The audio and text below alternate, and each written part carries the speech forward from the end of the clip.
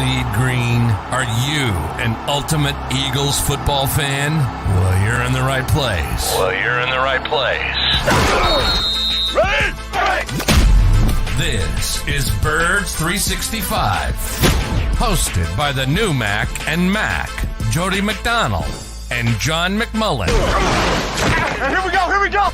Who collectively have covered and talked about more than 50 plus years of Eagles football. Kick off your day with Birds 365. You'll get debate. We love to argue. You'll get the real story from inside the locker room. And you'll hear from some of the great football minds from around the region. You're about to become an Eagles insider.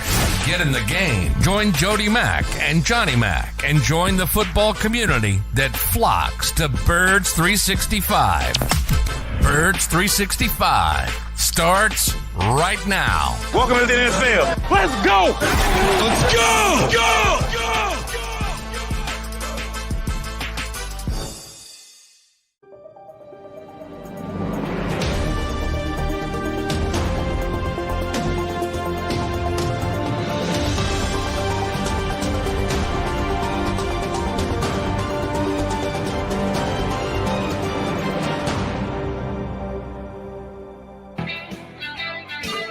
And a good morning, Birds fans. Appreciate you getting up and getting at us early here on Birds 365 on the JAKIB Media YouTube channel.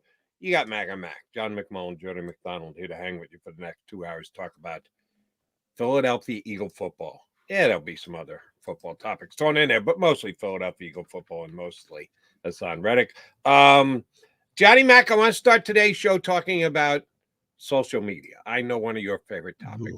You live for X. Here's a perfect example, by the way. I know where you're going.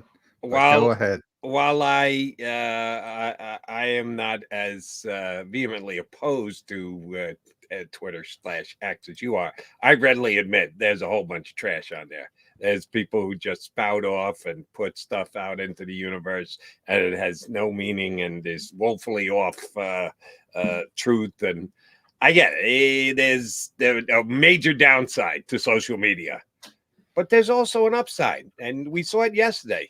Jordan Schultz of Bleacher Report, who I will readily admit I'm not a follower of his on Twitter. When I'm looking for football information, Bleacher Report is not usually the first place I go. They're much better with basketball than they are with football, to be truthful with you.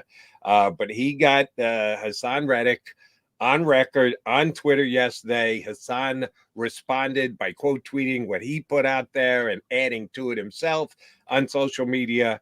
So it was a very good tool yesterday if you're an Eagle fan. You found out a lot of information yesterday via social media, which could help you understand where the Eagles and Haason Reddick are at in their ongoing negotiation.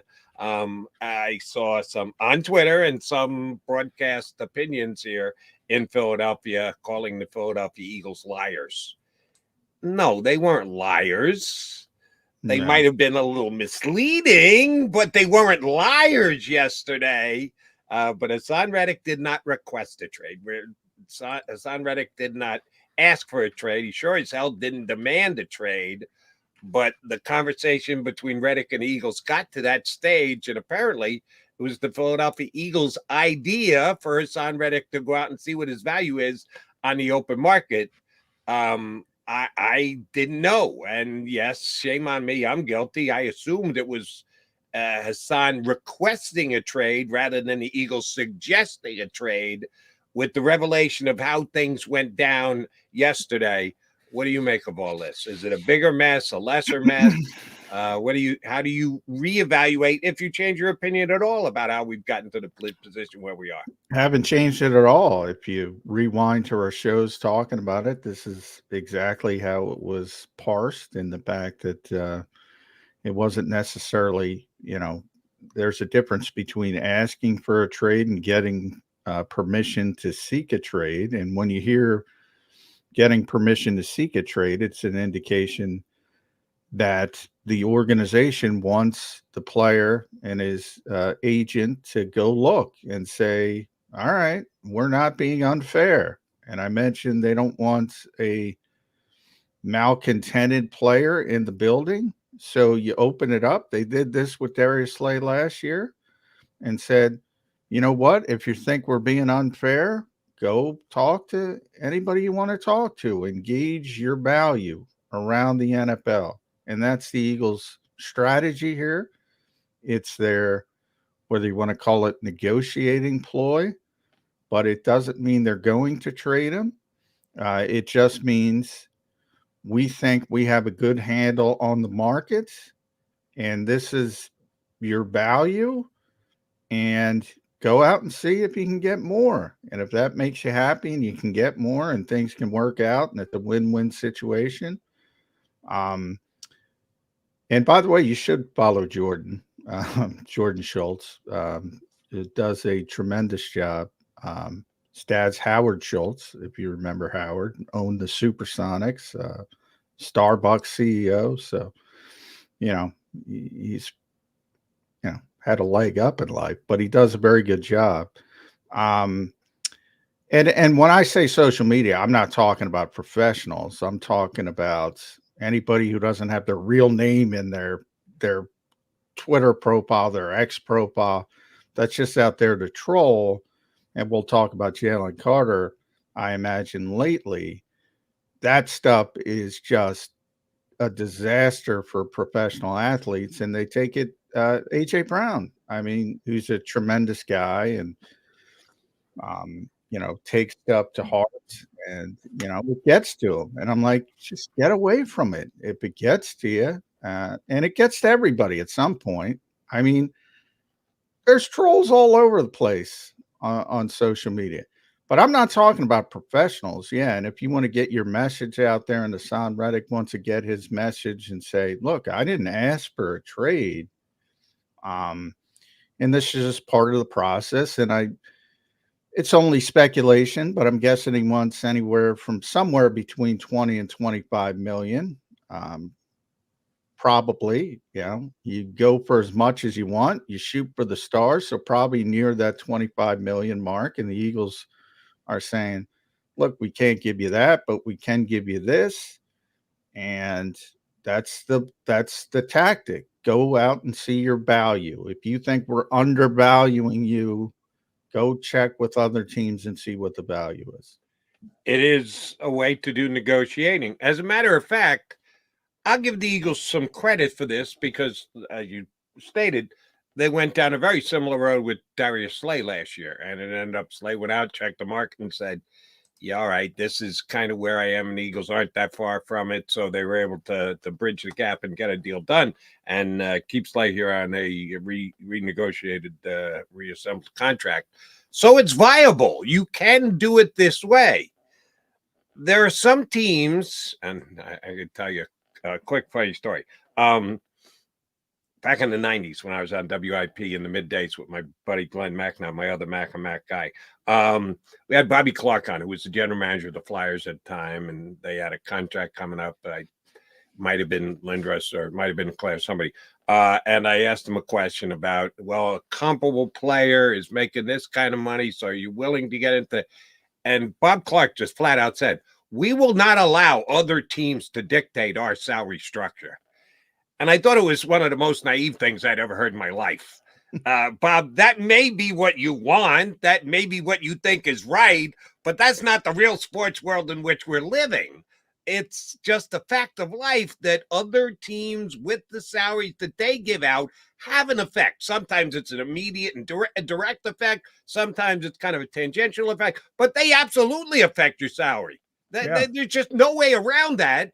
So why not just go directly to it and say, all right, here's what we think you're worth. You think you're worth it. We got a pretty good gap here. Somebody's closer to being right than the other. Well, let's let a third party kind of come in here and give us some numbers and perspective to make this deal. It's not a bad thing.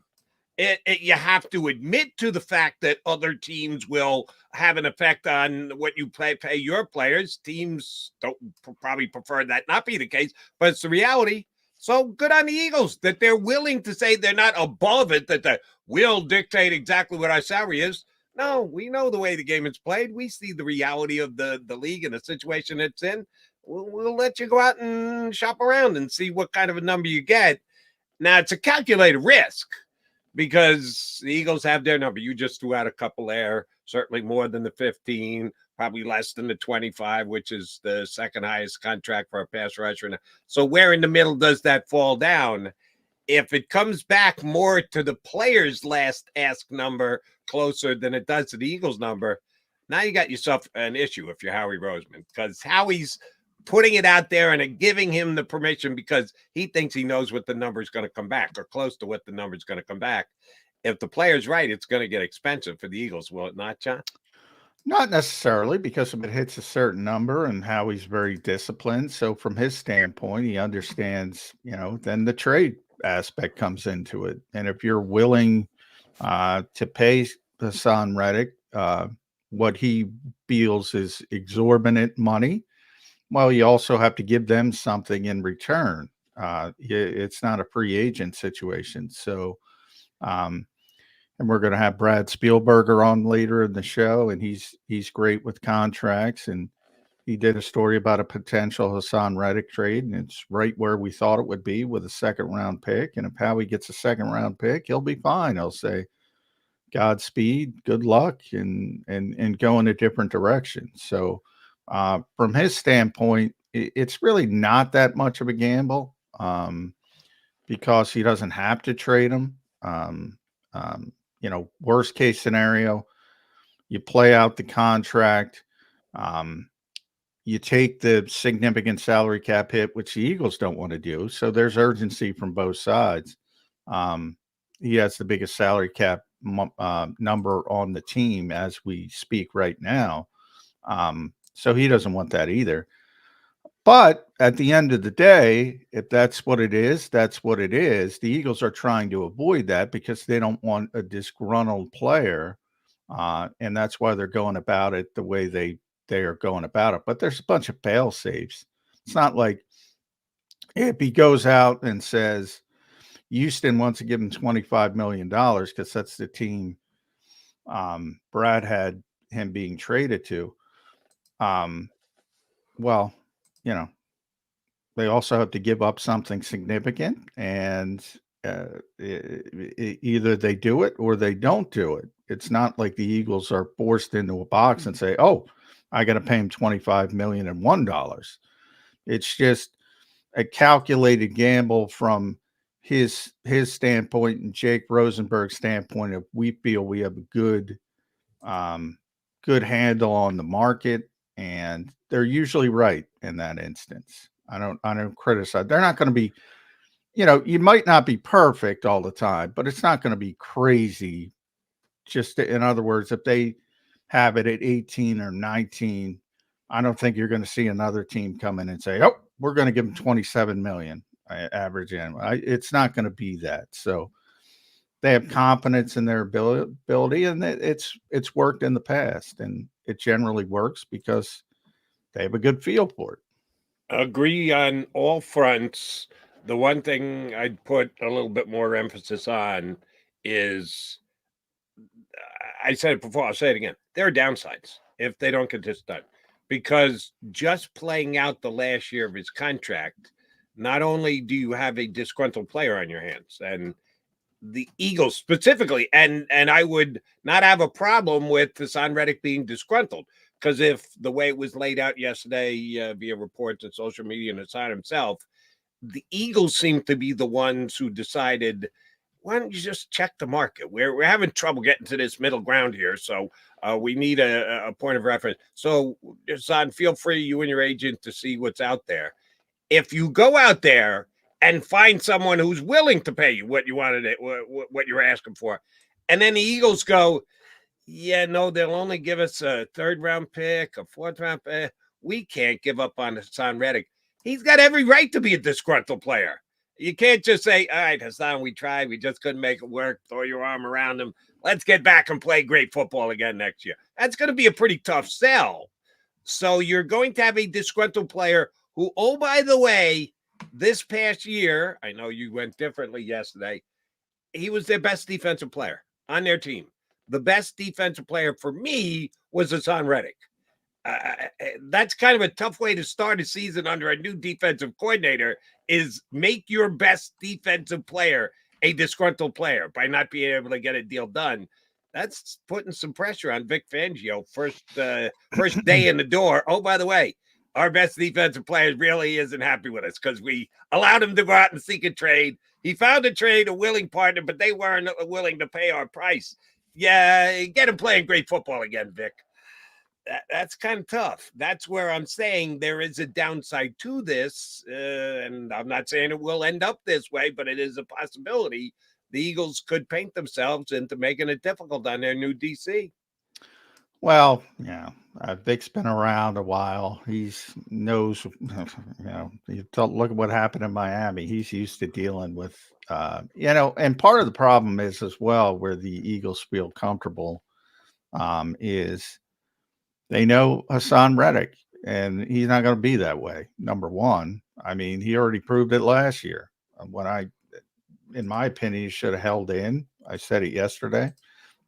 He never would have had more leverage than he had coming off the 2022 season. That's when I would have struck, so to speak, looking for an adjustment, extension, whatever you want to call it, restructure. And he didn't, because he's a professional, and he signed the contract and he played hard, and same thing's going to happen this year. Unfortunately, guys like that get taken advantage of at certain points. And that's why I never criticize players for holding out, holding in, whatever. You got to seize your moment, because when you have a bad year, they'll kick your can to the door as quickly as humanly possible. So I never have a problem with players trying to get as much leverage as possible.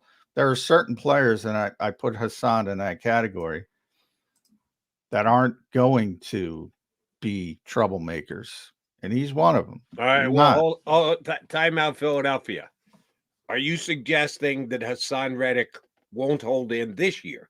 You said he probably no, he might hold in, but that's not a problem. That's Okay. that's not a problem. I mean, that's just an indication that I don't want these significant fines, and I'll show up to camp and I'll go to meetings, but I'm not going to practice. And it happened again, not a whole lot, but there were a handful of players around the league that did exactly that. And the most notable, because of the comparison of edge rusher to edge rusher, Daniil Hunter, they worked out a deal, and he got a raise, and he mentioned he had a great season. Now he's back on the free agent market, ready to cash in. I imagine the same thing would eventually happen with Haason Reddick. Maybe it's a 1-year placeholder just like that, and you get 15 turns into 19. You help the salary cap, and he plays for a little bit more money, and then he's completely free the next spring. I don't think the hold in would be a problem whatsoever. And the fact of being ready to play, Jeff Mosher mentioned correctly yesterday on the show, this is not a guy. Nolan Smith needs practice and needs to get ready and needs to get ramped up and needs to do all this stuff to get ready to play a more significant role.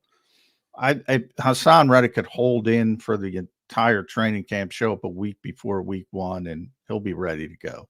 So I wouldn't worry about that either. So my point is, and this is why the Eagles did it, there's a lot of fail safes in here for the Eagles.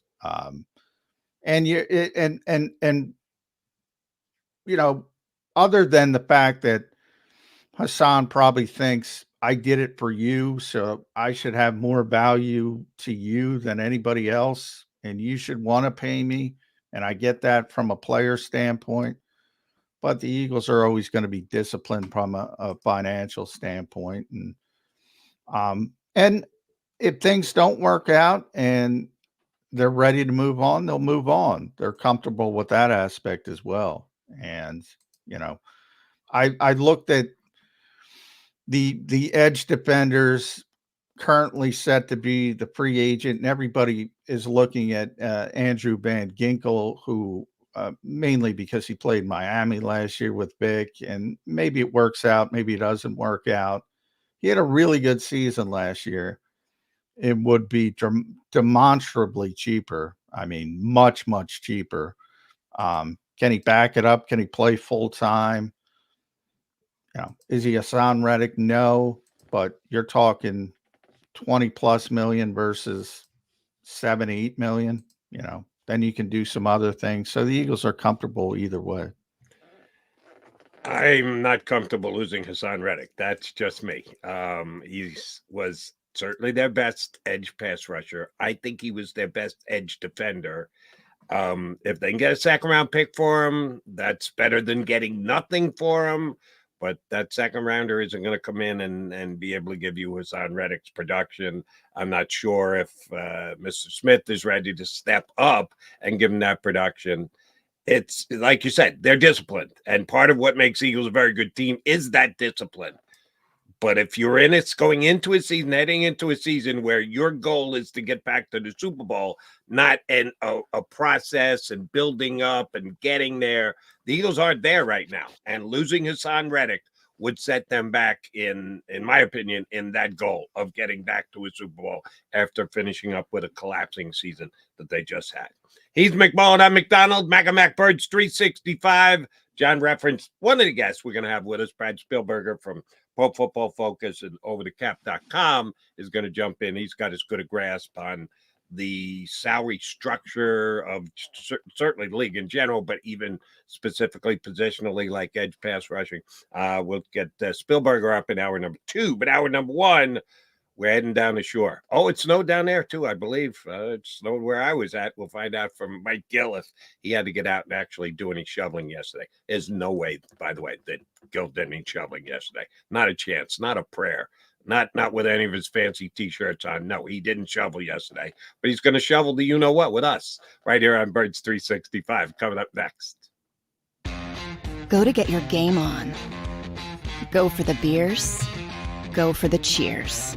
Go for the hit and the hits. Go for the stakes and the stakes. Go to get your parlay on. Go to get your party on. Go for the scene. Go for the screens. Go for the gallery. Go for the win. Go to Ocean. Visit theoceanac.com to plan your visit. At Pond Lehocky, we've recovered billions of dollars for our clients, and we're confident we can do the same for you.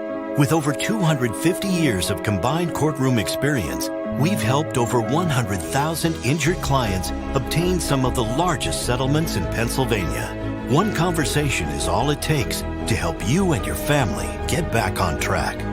If you've been injured in an accident, give Pond Lehocky a call. They're carving them up and good play calling along the way. First and goal at the 6.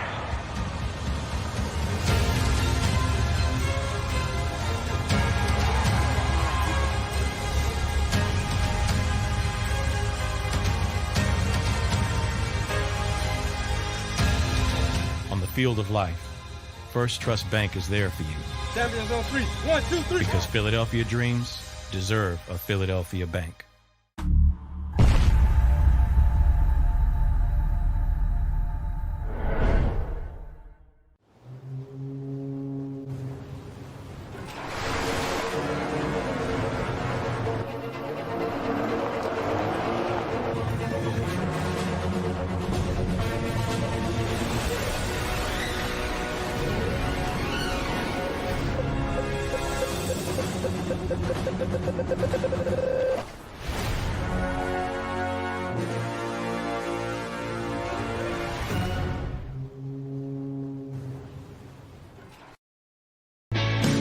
Hi everybody, my name's Jason Lombardi. I'm an inspector at DryTech. At DryTech we offer 3 major services, the first one being basement waterproofing, the second service we offer is foundation and structural repairs, and then the third service that we offer is mold remediation. If you feel you are having a waterproofing issue, give DryTech a call or check us out online.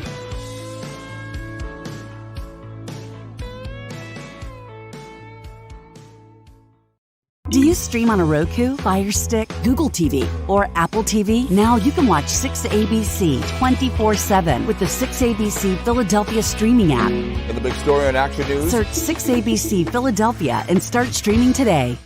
EAGLES. Eagles.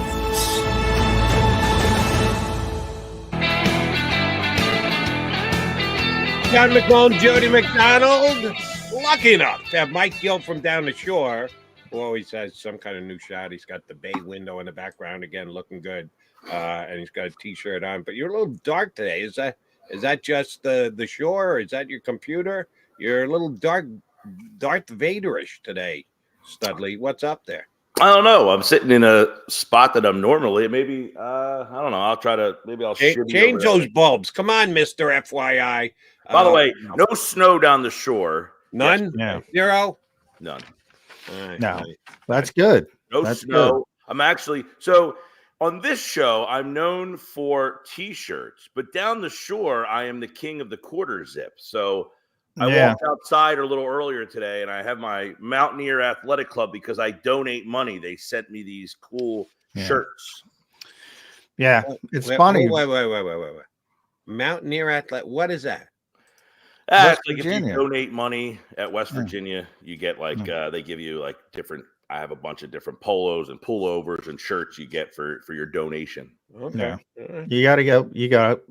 You're getting pullovers. You're going pretty heavy with that donation, Mike. Well done. Hey, we're getting worse. The team's getting worse. They're spending too much money on the Mike Gil pullover shirts. Right. Got to get more money into that NIL and pick up the. I do have a radical thought that I think Bob Huggins will be the basketball coach next year. Wow. Huggy going back to West Virginia? He has not had a drink since that night, man. From what I understand, he's lost a ton of weight, has not had a drink. He shows up to a lot of the games. I don't know. They give him that job, he's going to celebrate, and some bad things are going to happen. We'll see. They miss him, man. They miss him. Yeah. I hope you're right. What have we got? Weird screen. What happened, Tone? Where are we? We got a big Jody. We got there he is. We got Gil back. That is his 3/4 pullover. All right, Mike Gil, let's get into Eagles football. Haason Reddick yesterday set the record straight. He never asked for a trade with the information that was disseminated on Sunday, which, by the way, I said this last night on WIP. You agree with me? All three of us are old enough to remember what the Friday news dump was all about. That if you wanted to get a story out there, but you didn't want much coverage on it, you put it out there late Friday afternoon, the Saturday newspaper like Yo Thick, television coverage lesser because they're moving to their weekend people.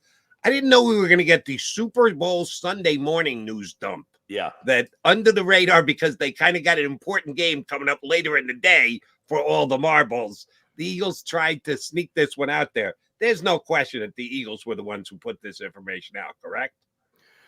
Yeah, I think this one's pretty simple to connect the dots. I mean, I likened it to the Jerry Maguire movie with Rod Tidwell, where the agent says, hey, we need to talk about his contract. And, the Eagles are kind of like, not now.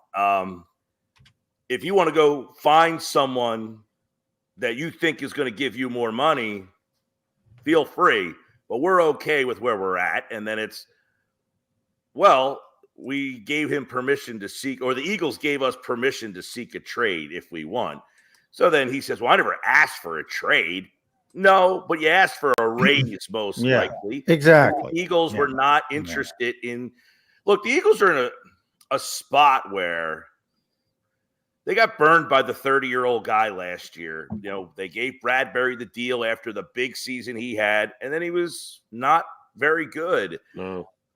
Reddick is in a spot where nobody's suggesting he didn't have a good year, but the Eagles have to get back to their roots of, do we let you go the year too early, or do we sign you again and get stuck? And I think they're in that spot where they are in a really weird position. Are they a contender in their mind, or do they have to make the smart decision here and say, we can't afford to get stuck with a guy who's losing a step? Not suggesting he is losing a step, but what if he does and you're stuck on an extension with him? They're in a really interesting spot here. So I can understand them saying, go see if someone else wants to pay you and we'll work out a deal. If not, you have to play on that deal, because he's got two options as I see it. He finds someone else who wants to A, pay him an extension and the trade gets consummated, or B, he's got to come back with his tail between his legs because he couldn't find another deal, right? No, I think there's a C. I think, Darius Slay is the C. Basically, you come back and you say, all right, 25 million, whatever, isn't out there. Eagles give him more money up front because this is the final year of his contract. They extend it by a year. They put on a couple of Boyd years. He gets, I don't know, I'm just spitballing. He gets somewhere in 40 million guaranteed, and the Eagles get salary cap relief because his salary cap number this year is scheduled to be near 22 million. So the Eagles have some urgency as well. They don't want to pay him that cap number. The salary isn't a problem. The cap number is a problem. So, the adjustment, the short-term adjustment, like they did with Slay, that would be door number C, and I would say most likely still. Well, yeah, you could. Okay, so then you can say that either way, the Eagles get what they want. Then they don't have to give him this extension, and they're getting him on a deal that's more cap friendly for them. But the crux of it is, and the player gets more money. We're telling you to go out and show us you're worth more money, and that door is not going to be open for him, most likely. Now, there's been some reports, I think Jordan Schultz, who reported this yesterday, was, there's going to be a lot of interest on him. Well, yeah. Sure, there's going to be a lot of interest in trading for him, but what about extending him? Are those two married? Yeah. Well, the world, should I give some inside baseball? The world of information brokers, hat tip Mike Sealski, he created that, is about, you're getting information from the agents. And you have to spin to get that information. You have to spin things very positively for the clients, in this case, Haason Reddick. So that's when you see, I don't know, Sean Desai, whoever it was, Ian or Adam, Sean Desai is going to have a lot of interest in defensive court. No, he's not. We all know he's not, coming off what happened here, but that's sort of the information broker aspect of it. And for anyone that, the Eagles, typically you'll say, Adam will have something like this, where I think Ian broke this, and you try to confirm it with the Eagles, and sometimes they can, sometimes they can't, and it'll be a quick little league source yes, league source no, blah blah blah. I got a bookload of background on this right away. So it was in the chamber ready to go. So that's sort of a little bit of the background of how this stuff unfolds. But yeah, I mean, obviously Haason's a very good player. Are there going to be multiple teams vying to pay him top of the market money? Probably not. Yeah. Probably not. And I'm sure the Eagles are pretty confident in that. Yeah. And that they would then have the ability to say, we can do this for you, but we're not going to give you 3 years at top market value.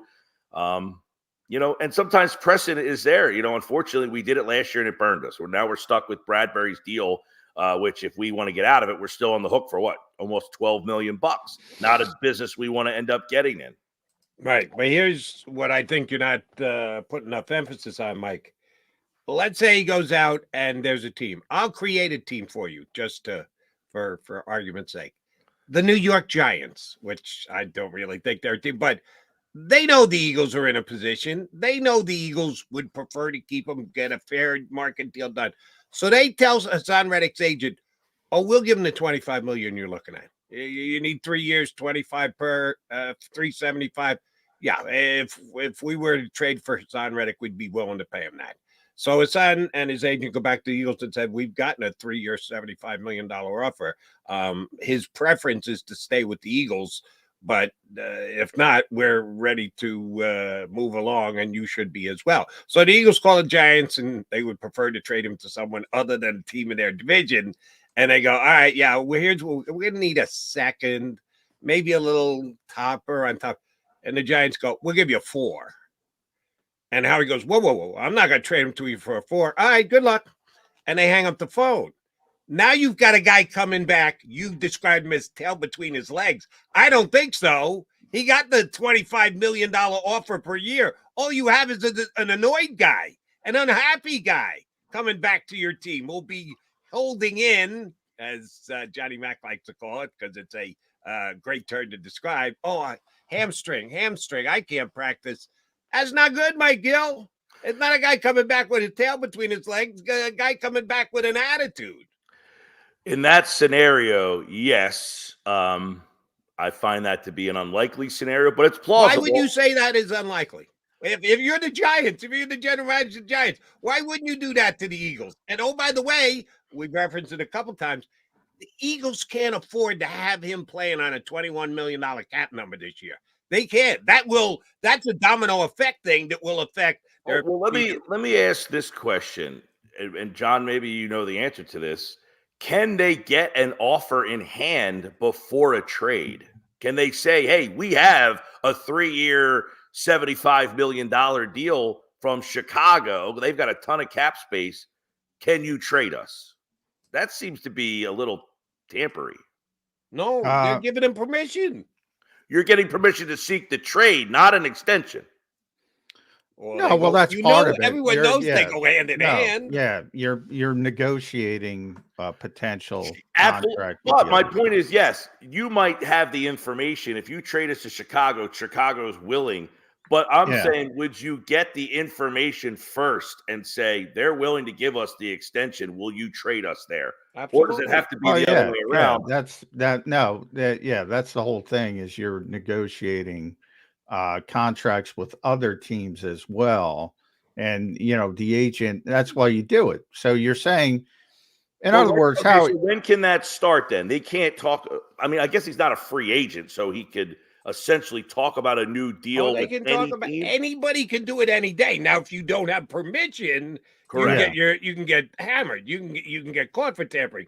The Eagles have granted him permission to talk to all other teams for a trade, which includes, everyone knows, a contract extension. So that's all inclusive. Nobody's going to get any trouble for making him an offer. And under your scenario, Jody, the answer would be, well, that trade is not, we're not entertaining a 4th-round pick. So sorry, we're not trading you. Then, yes, you're in a position where you probably have an unhappy camper.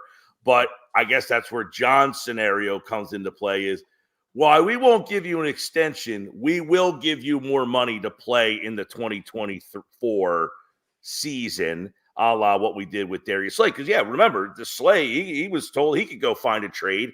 Yeah. And, that never materialized. And they gave him an extra year. So, that's what I'm saying, short term. There was more than just, we'll give you more money. That was a negotiated extension. And it was essentially guaranteed 2 years, because they can't cut him this year. Which I think the Eagles would be open to. Yeah. I think they would be more open to saying, we'll give you the more money up front for this year, and then we'll throw a year on it. I still think that's the most likely scenario, the Slay. Now, I'm pretty sure in the audio that we played yesterday on my show from Jordan Schultz, he thought the most likely scenario was that he would likely be traded. Could be completely opinionated, as you said, agent driven, but I don't see that. I just feel like the league is in a spot, unless you have a team like Chicago. To me is interesting. And I don't know what defense they're playing out. Who's the coordinator out there now? Matt Eberflus runs the defense. Right. So do they feel that, man, we have the number 1 pick. We're in a position to really, their defense was solid last year. If we just get that one extra player, we have the cap space. Like, let's make the splash, even if we have to make a decision that might be a little, overzealous. We're giving an older guy some money. Like, I don't know how many teams. It feels like the league is kind of getting away from doing that more and more and more. Yeah. I got to tell you, I think the whole thing is about, look, Haason gave them a number, his camp, and the Eagles gave their number, and they're not close. And the Eagles want him to see what his real number is around the league. And I think the Eagles are playing that game of, we feel we have a pretty good handle on the market as a whole, and we'll see if they're right. And they'd be willing to adjust. That's why I think it's going the way it's going. Part of the problem is if they trade him, right, you want a draft pick this year. in theory. But if you trade him pre-June 1st, you're taking on 20 something million in dead money, and you're getting 1.2 million in cap savings. So you trade him post June 1st, and the numbers go down to 6 million in dead money, 16 million in cap savings. Well, that doesn't help you in the draft, though, right? Because you can't. It's not like a release where you can designate it post June 1st. A trade, you can't do that. You don't think this is a scenario where the Eagles are just looking to get out and take 7th, 6th round pick, right? No. I think it's exactly what I said. I think it's a Slay scenario. Mm-hmm. You get an extra year, you get more money up front. So the player, that's the compromise. So the player gets more money up front. He gets essentially 2 years worth of salary, most of it up front, because the actual salaries will be very low. You kick on a couple more Boyd years, and you spread out the cap relief, and you can start building the team in other directions. I think that's the most likely scenario, remains. But unfortunately, to Jody's point, and I said, I don't know if you heard, Mike, before you came on, I don't think Haasan's that guy. There's certain guys that are going to create troubles, create waves. I don't think Haason Reddick's that guy.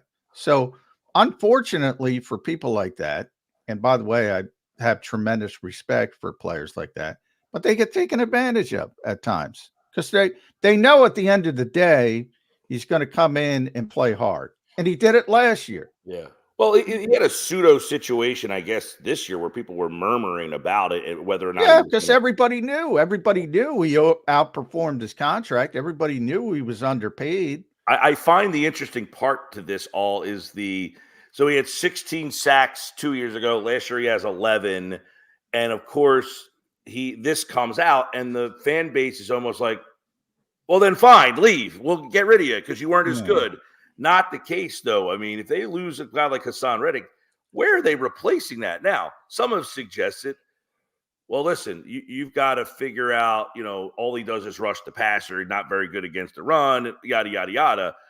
What are you paying a guy who's going to be 30 years old, who had 11 sacks? Pop might be taking a step back, maybe not. I don't know. That's part of it. Guy? That's where I think the Eagles are in a little bit of an interesting spot here, and mainly because of the freshness of the wound of getting beat on one of these deals last year. That's fair, but here's what I would say if I'm Haason Reddick's agent, and it's not that hard to come up with this. He had 11 sacks in 10 games in the middle of the season. Got off to a slow start, didn't get any sacks in the last 4 games of the season. Well, why? Why did he get off to a slow start? Maybe because he was playing with a club on his hand, that he had a broken finger. I agree. And then he had that cast that he couldn't play and handle and push and use his hands the way he usually does. Maybe that's why he didn't get any sack in the first 3 games. Well, he also didn't have any sacks in the last 4 games. Right. Oh, I got the answer to that too, Mr. Roseman. Don't look at us. We didn't push Sean Desai out the building. Your coach did that. Your guy, Patricia, didn't do a real good job of putting my player in a position to make plays, get sacks. I'll tell you what, we think he's damn good, but I don't know anybody on the face of the planet who drops in coverage from the defensive line and still gets a sack. Just doesn't work that way. So you want to know why he didn't get any sacks the last 4 games? Ask Matt Patricia if you still have his number, if you didn't burn the card that had his number on it. Okay, then I'll further the conversation and peel the onion here. If Vic Fangio sat in the room with Howie and Howie says, okay, this guy's asking for more money, is it imperative for your defense that he's here? Is that where you want me to spend my money? What does Vic Fangio say?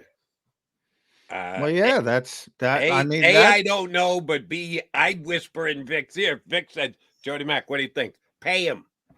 You need him. He's your best defensive player. Good luck trying to get pressure without blitzing, without Haason Reddick. Good luck for that one, Vic. Yeah, I'd pay him what he deserves to be paid. Does Vic Fangio say, you know what, divert your dollars to linebacker and safety, and I'll be okay? Well, that's the thing. If you get an Andrew Van Ginkel, who played very well for Vic in Miami last year, if you get him for $8 million, then you can add another linebacker. You can add maybe 2 players. Plus, you get draft capital maybe later with Haason Reddick. So that's sort of the balls in play. You know, do you want 3 guys or do you want Haason Reddick? Well, if you have confidence in Bick's evaluation and confidence in being able to scheme up people, maybe you want 3 players. Maybe you want 3 players at those mid-level deals than the splashy deal. But yeah, so it all comes into play. But Vic will be a big part of it. And, you know, he drops linebackers into coverage, edge rushers into coverage more than most people. So that'll drive people. Let me ask you guys a question. Those quote unquote, you just described it, John, mid-level deals, which I think we all understand the kind of player that you're talking about when you make that reference. Who have been those key additions by the Eagles the last couple of years? Those mid-level guys that they've gone out and gotten and plugged in, and they've gotten the job done. One of them would be Kaiser White. Who they got 1 year out of, and then he became, for their taste, more than a mid-level player, and they decided not to keep him. Instead, they went with guys. Well, the first year, Bradbury, you know, what do you get? 10 million, 9 million, 10 million, I forget the number. He's in that range. And he was very successful the first year. Unfortunately, was not successful in the second year. Yeah, I mean, you got to hit. You got to hit on these decisions, and that's where the Eagles are on this defense. Because even if they get Haason Reddick back, whatever the contract ends up to be, they got to add a hell of a lot more than Haason Reddick to get this defense back in a championship mode. So they got to add multiple players, and they got to figure out where they come from. And it might come from in-house. You know, Howie's already talking about Nakobe Dean again. Nolan Smith, everybody's writing off. The Eagles aren't writing them off. You know, who knows? Nolan Smith may understand. I'm sure he got the instructions. Dude, you got to get stronger to play in this league. Right. He might be working out right now. He might have a great offseason in the weight room. He might come up as a completely different player. By the way, he played more snaps in the playoff game than any other game he played all season. So where did that all of a sudden come from? Like, hey, I got an idea. Let's play this guy we haven't played all season long in the playoff game. Man. Yeah, well, at all-ball linebacker too, occasionally, which was a disaster. But, yeah. So you're right though. Like that's why the Reddick thing is so interesting, because they're in a spot where I think if they were in a different kind of position in there of where they were, they might be more inclined to say, okay, we can handle that because we have other pieces, but they have so many pieces. Yeah, they got to change. You know, Kevin Byard, also our best pass rusher in the process of trying to change our entire defense. When you just brought in Vic Fangio, and I would imagine listen, I'm sure you didn't have to sell him all that much. He wanted to come here. No, yeah. But part of it was probably, look, Vic, we're going to make sure that we have players for you on defense, unlike what we had last year. Yeah, Kevin Byard, I mean, he's not coming back under his contract, but Vic might want him, and you might work out a restructured deal, and you bring his number down and give him another year. I have no idea what Vic wants, but they have to make all these decisions on the defensive side of the ball. Haason Reddick is just one piece of the puzzle, and even if it works out with him, bang, you got to hit in a bunch of other places to get this defense back up to speed. Yeah, but Byard's got no chance to come back on his contract. No, on his contract. They have to redo that. Yeah. Either he's cut and they move on, or they redo the deal. He's not coming back at the I would assume same with Maddox. Yeah, Maddox might not even be back, to be honest, because they have Isaiah Rodgers, who presumably is going to be reinstated from his gambling suspension. And obviously he's very cheap because of that interest. He has some talent. They might move on from Avonte Maddox because the injuries have been real. And if you can't count him to be on the field, it's tough to move forward. And he's expensive for a nickel corner and all that kind of stuff. They have a ton of decisions to make on the deep, a ton. And it's all got to fit together, and it's all got to turn around.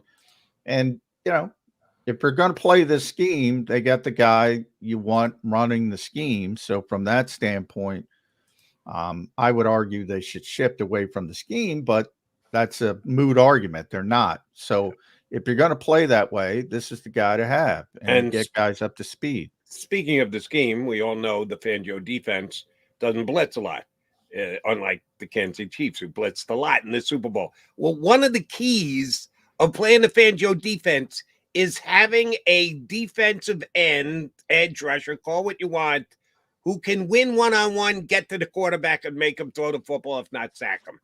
So you're going to take one of the better guys in the league and trade him away. My guess is Vic Fangio's not going to be happy. That he's going to go, whoa. I'm a non-blitz guy. You got to give me a winner on the edge. I need one of the best edge pass rushers in the National Football League, not him playing for someone else and us getting a second-round pick that's going to take us a couple of years to develop. I don't think it's going to go over well for Vic. I think he would not be pleased if that's the route the Eagles end up taking. Yeah, and I would also, you talk about we need to try to get more pieces on this defense. I don't want to have to get a piece for a position that I already have in-house in Reddick. Now, I know Reddick's asking for more money, but I don't want to have to replace him along with all the other problems I have. So I would imagine Fangio is it was suggested, somebody texted into my show the other day that Fangio, doesn't value that position as much. He looks for linebackers and safeties so that, that he might not be fighting for Reddick to stay. I said, well, if his buddy John Gannon has anything to say, hey, I'm sure there's a ringing endorsement there that you can get 16 sacks from this guy if you use him correctly. By the way, Jody, it looked like. By the way, 19 and a half sacks when you add in the playoffs. Yeah, 19 and a half. That's the season. That's why I think Haason should have held in last year more than this year. But we'll see how it shakes out. Before you got to go, Mike, I do want to ask you about Jalen Carter, because Jalen Carter all of a sudden is having a social media feud with John Feliciano, who's, drunk and ripping his own teammates. And they're going back and forth. And Feliciano, he seems to be like one of those old school, crafty offensive linemen that tries to get under people's skin. And he said some untoward things to Jalen Carter. Jalen Carter said some untoward things back. Now, to me, I'm above board. The Eagles not only want to build their defense on the foundation of Jalen Carter, I maintain they have to. And you want some maturity. You want somebody you can count on. What would be your advice to Jalen Carter when it comes to stuff like this? All of this is for all these guys is to, how do you get into a social media firestorm? It's just, I can't understand how through the test of time this happens. You see it, not test of time, over the last 5 years, this happens, and then one guy deletes his account like nothing happened here. Like, I get it. You're a young guy. You're impulsive at times, but there's got to be a way that these teams can try to get these guys off of doing this stuff. Boy, I don't know, man. Yet these guys grow up with their phones attached. I know. I know. Yeah. But you get to a certain point in life, you don't see, well, I guess the guy in Indianapolis is an outlier, but you don't see the owner of the team out there tweeting up a firestorm of stuff like this owner's an idiot and this guy was out drinking and yada, yada, yada. No. But somehow the players who have this feeling that, like, we should just go out there and air our dirty laundry on a social media platform is just crazy to me. In any walk, I guess, look, what is going to become of it? Probably nothing, right? But it's just an immature look for both guys. It's, come on, are you guys for real? Yeah. By the way, we did have Fletcher Cox on at the Super Bowl. Yeah, how was Vegas? We didn't say. Who partied more, Mike Gil or Jason Kelce? Bert Kreischer was the partier. Yeah. And Fletcher, we tried to ask him 6 ways to Sunday whether he was planning on coming back, and he did not budge, man. He would not budge on that answer. So no feeling on that. If somebody said, well, what was his body language like? I said, he was sitting there with a camo hoodie and he was as comfortable as can be. Are you planning on coming back? No, he had no change in his body language, nothing. So we'll see. But yeah, that's another difficult one because the Eagles, right. Remember, the Eagles, they drafted Milton Williams in the 3rd round. They drafted Jordan Davis with the 13th pick. They drafted Jalen Carter with the 9th pick. Eventually, you got to jump in the pool, the deep end with those guys. I will say, we asked him about what happened, and I thought it was a pretty powerful answer. He said, like, it saddens him to think about what happened to this team. Like, can't put my finger on it, don't have an answer, and it makes me sad to think about what happened to the team. I thought that was interesting. We also had Britton Covey on, and I know a lot of his comments got some that was unfair to Britton Covey. It was unfair, but we had him on, and he gave very, very insightful, truthful answers to some of the questions. I mean, I thought he was excellent, and we saw him the next day on Radio Row, and he almost felt like, I mean, should I just not talk to people? Like, I felt bad for the guy, but yeah. I don't think anything he said, like the stuff that he said to us was essentially, you know, I asked him, did the terminology change? Were the plays different from last? He said, we ran the same offenses we ran last year, the same names. That's the problem. They ran he said, and teams adjusted to us over the offseason, and we didn't make the adjustment. And that, to him, he thought was the big problem. Was he said, of course we have blitz packages and hot routes and all that stuff. He said, but teams, they adjusted to us and we didn't adjust. So one of the questions I asked him was, did you think you would have been better served to have a more veteran offensive coordinator at the beginning of the year? He said, I love Brian. He went to Utah. I thought he did a great job, but it wasn't his offense, and we probably would have been better off if we had somebody who was a little bit more veteran at that job. And I thought he was being honest. Like, hey, we had problems.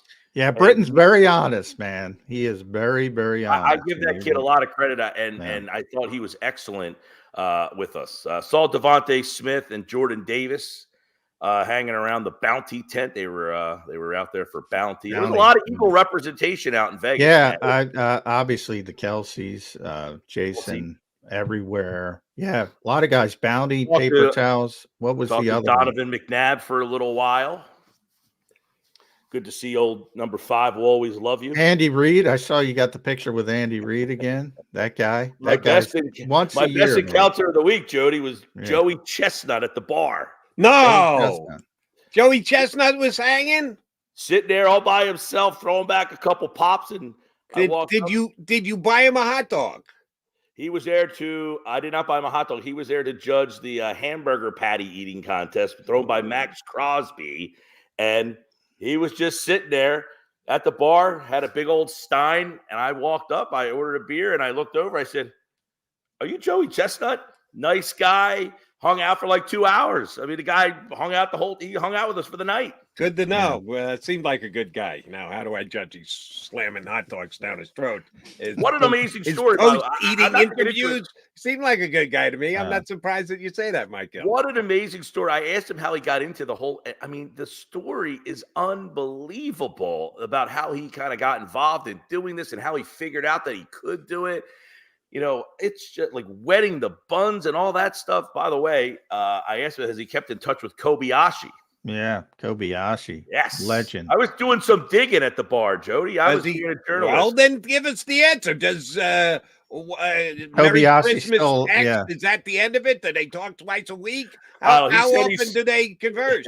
He spoke to him, but that's all I got. That's all I can give you. That's all I can give you. Did you meet Bert Kreischer? I did.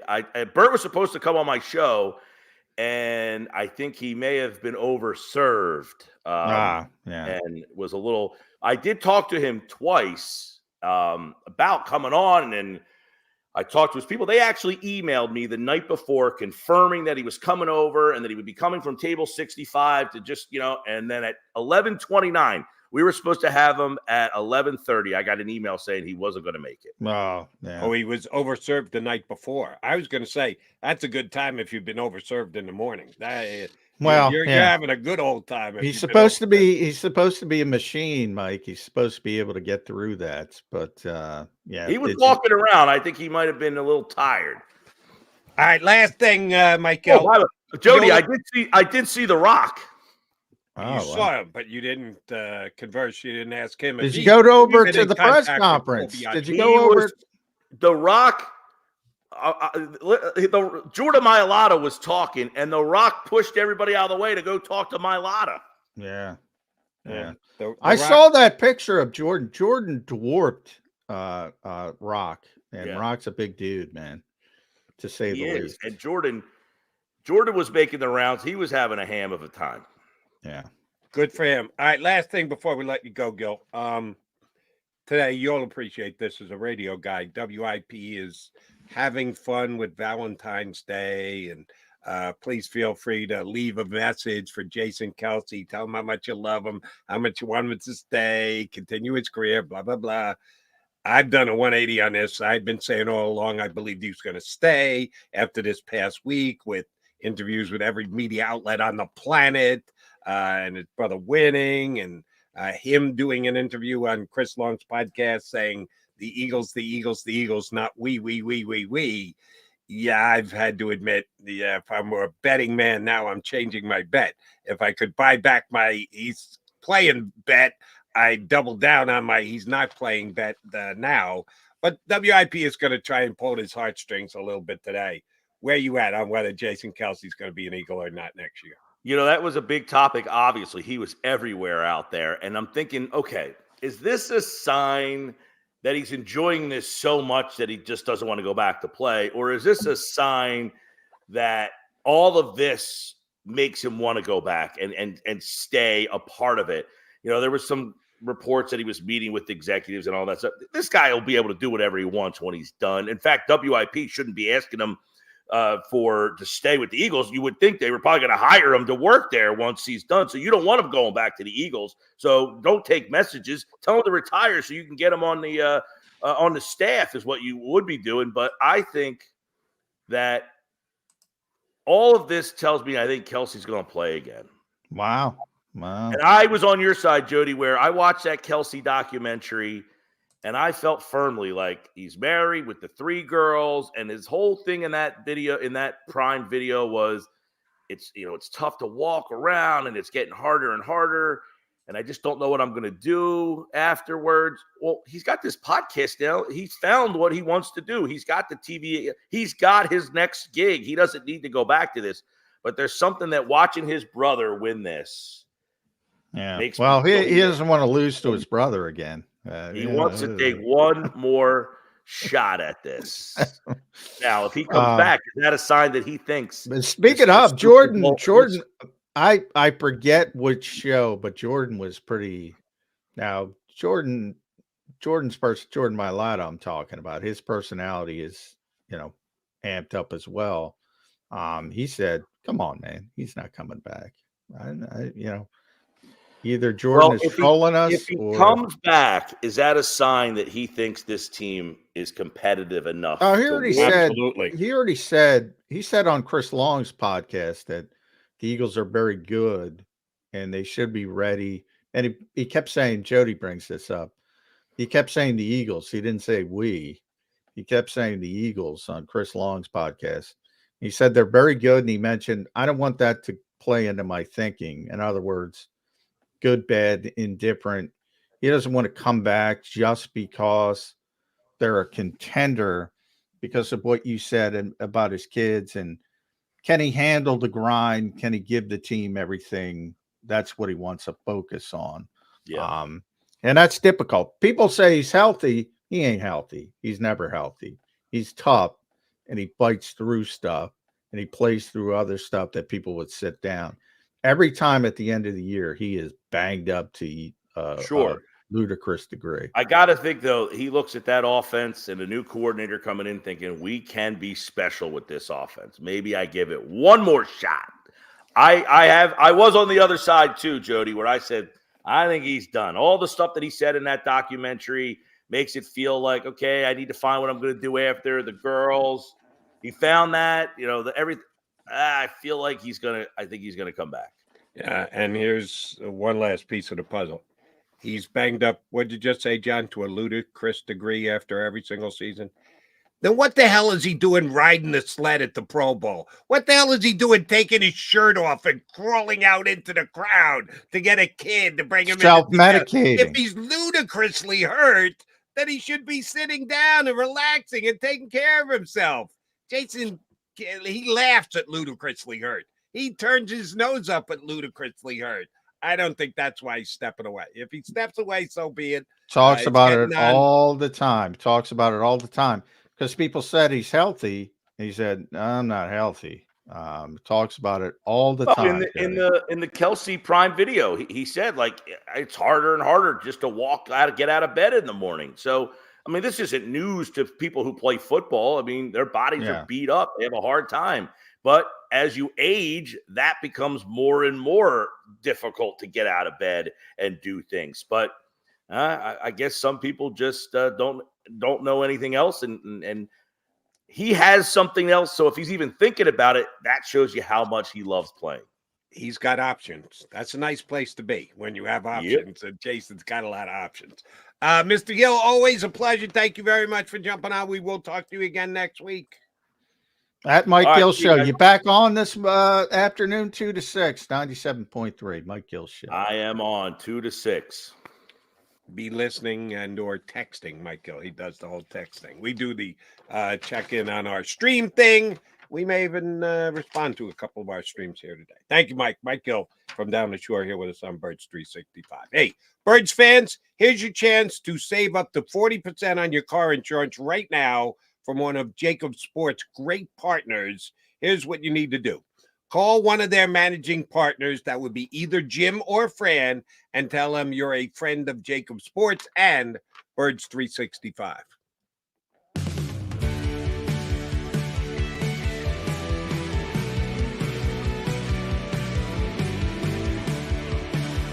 My name is Fran Salerno, and I'm a managing director here at Del Valle Insurance Group. Been in the business for over 36 years, saving people money on their insurance needs. Give us a call. Let us help you custom design an insurance plan that meets both your needs and budget.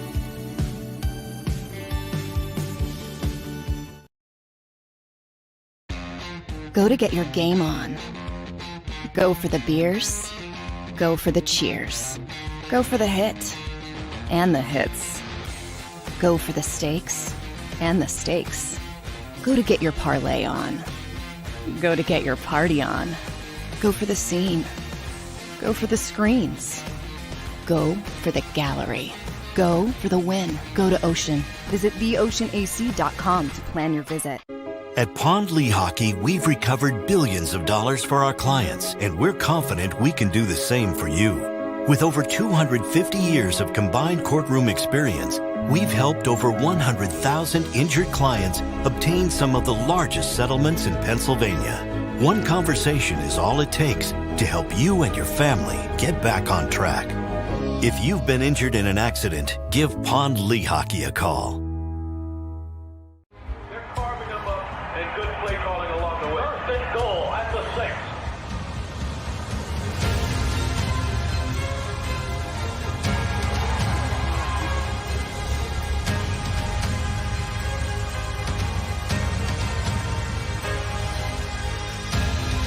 On the field of life, First Trust Bank is there for you. Champions on 3. 1, 2, 3. Because Philadelphia dreams deserve a Philadelphia bank.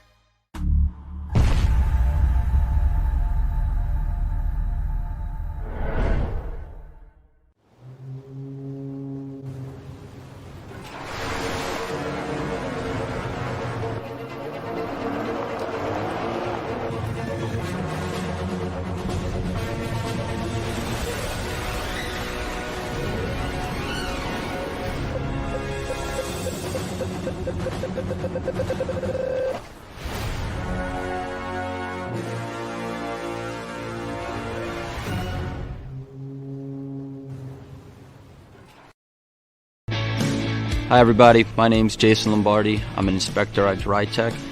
At DryTech we offer 3 major services, the first one being basement waterproofing, The second service we offer is foundation and structural repairs. And then the third service that we offer is mold remediation. If you feel you are having a waterproofing issue, give DryTech a call or check us out online.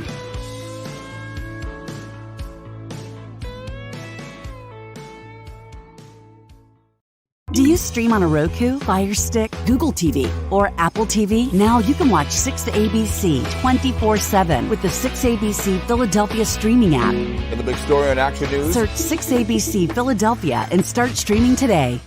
EAGLES, Eagles.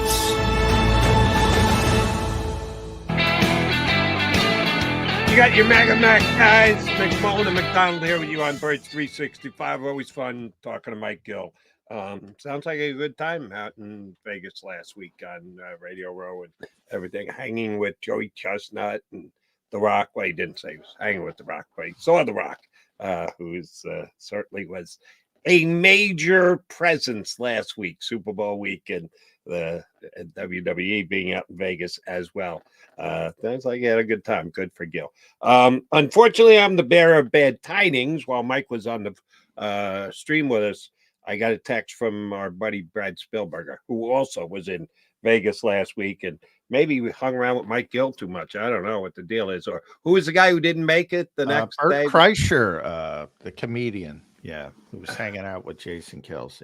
It might have been, maybe Spielberger was hanging out with both of them because he's paying the price right now. I texted me and said, hey, you can't hear his voice. He is well under the weather and couldn't give us 5 minutes, let alone 10 minutes, 15 minutes, 20 minutes, 30 minutes like we asked our guests to do. We said, yeah, I'm not a good guest for you guys today. His voice is completely gone and shot. So we'll try and get Brad on, if not later in the week, maybe first thing next week, because it's funny. When I booked him on Monday, I didn't know that Haason Reddick was going to come out on Tuesday and say, yeah, for those of you who think I asked for a trade, I did not ask for a trade. The Eagles suggested I go out and see what my value is via a trade if there's another team that's going to be willing to pass. So the cap aspect of this story became even bigger. So Spielberg was even a better guest to have on today. He just can't answer the bell. He's under the weather, so we're not going to have Brad joining us, which is unfortunate. But John and I will muddle through as best we can to give you the cap standing. And here's what I think has been understated for this. No problem with the Eagles saying, first of all, them being the one suggesting to him rather than him asking them. At the end of the day, you get to the same place, so it doesn't matter much who started the process, who suggested it. That can be overemphasized.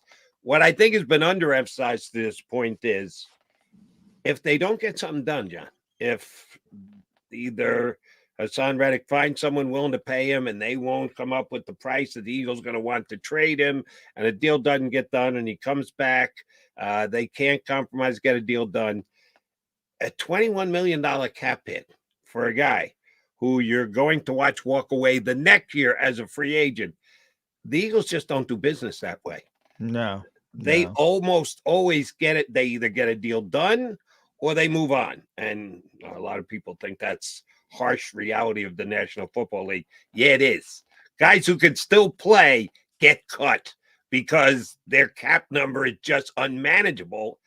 The Eagles like to do business, pushing money a little bit further down the road, and they gave Haason a big enough bonus when he first signed to make this a larger. He averages $15 million a year. It was a 3-year, $45 million deal that they did.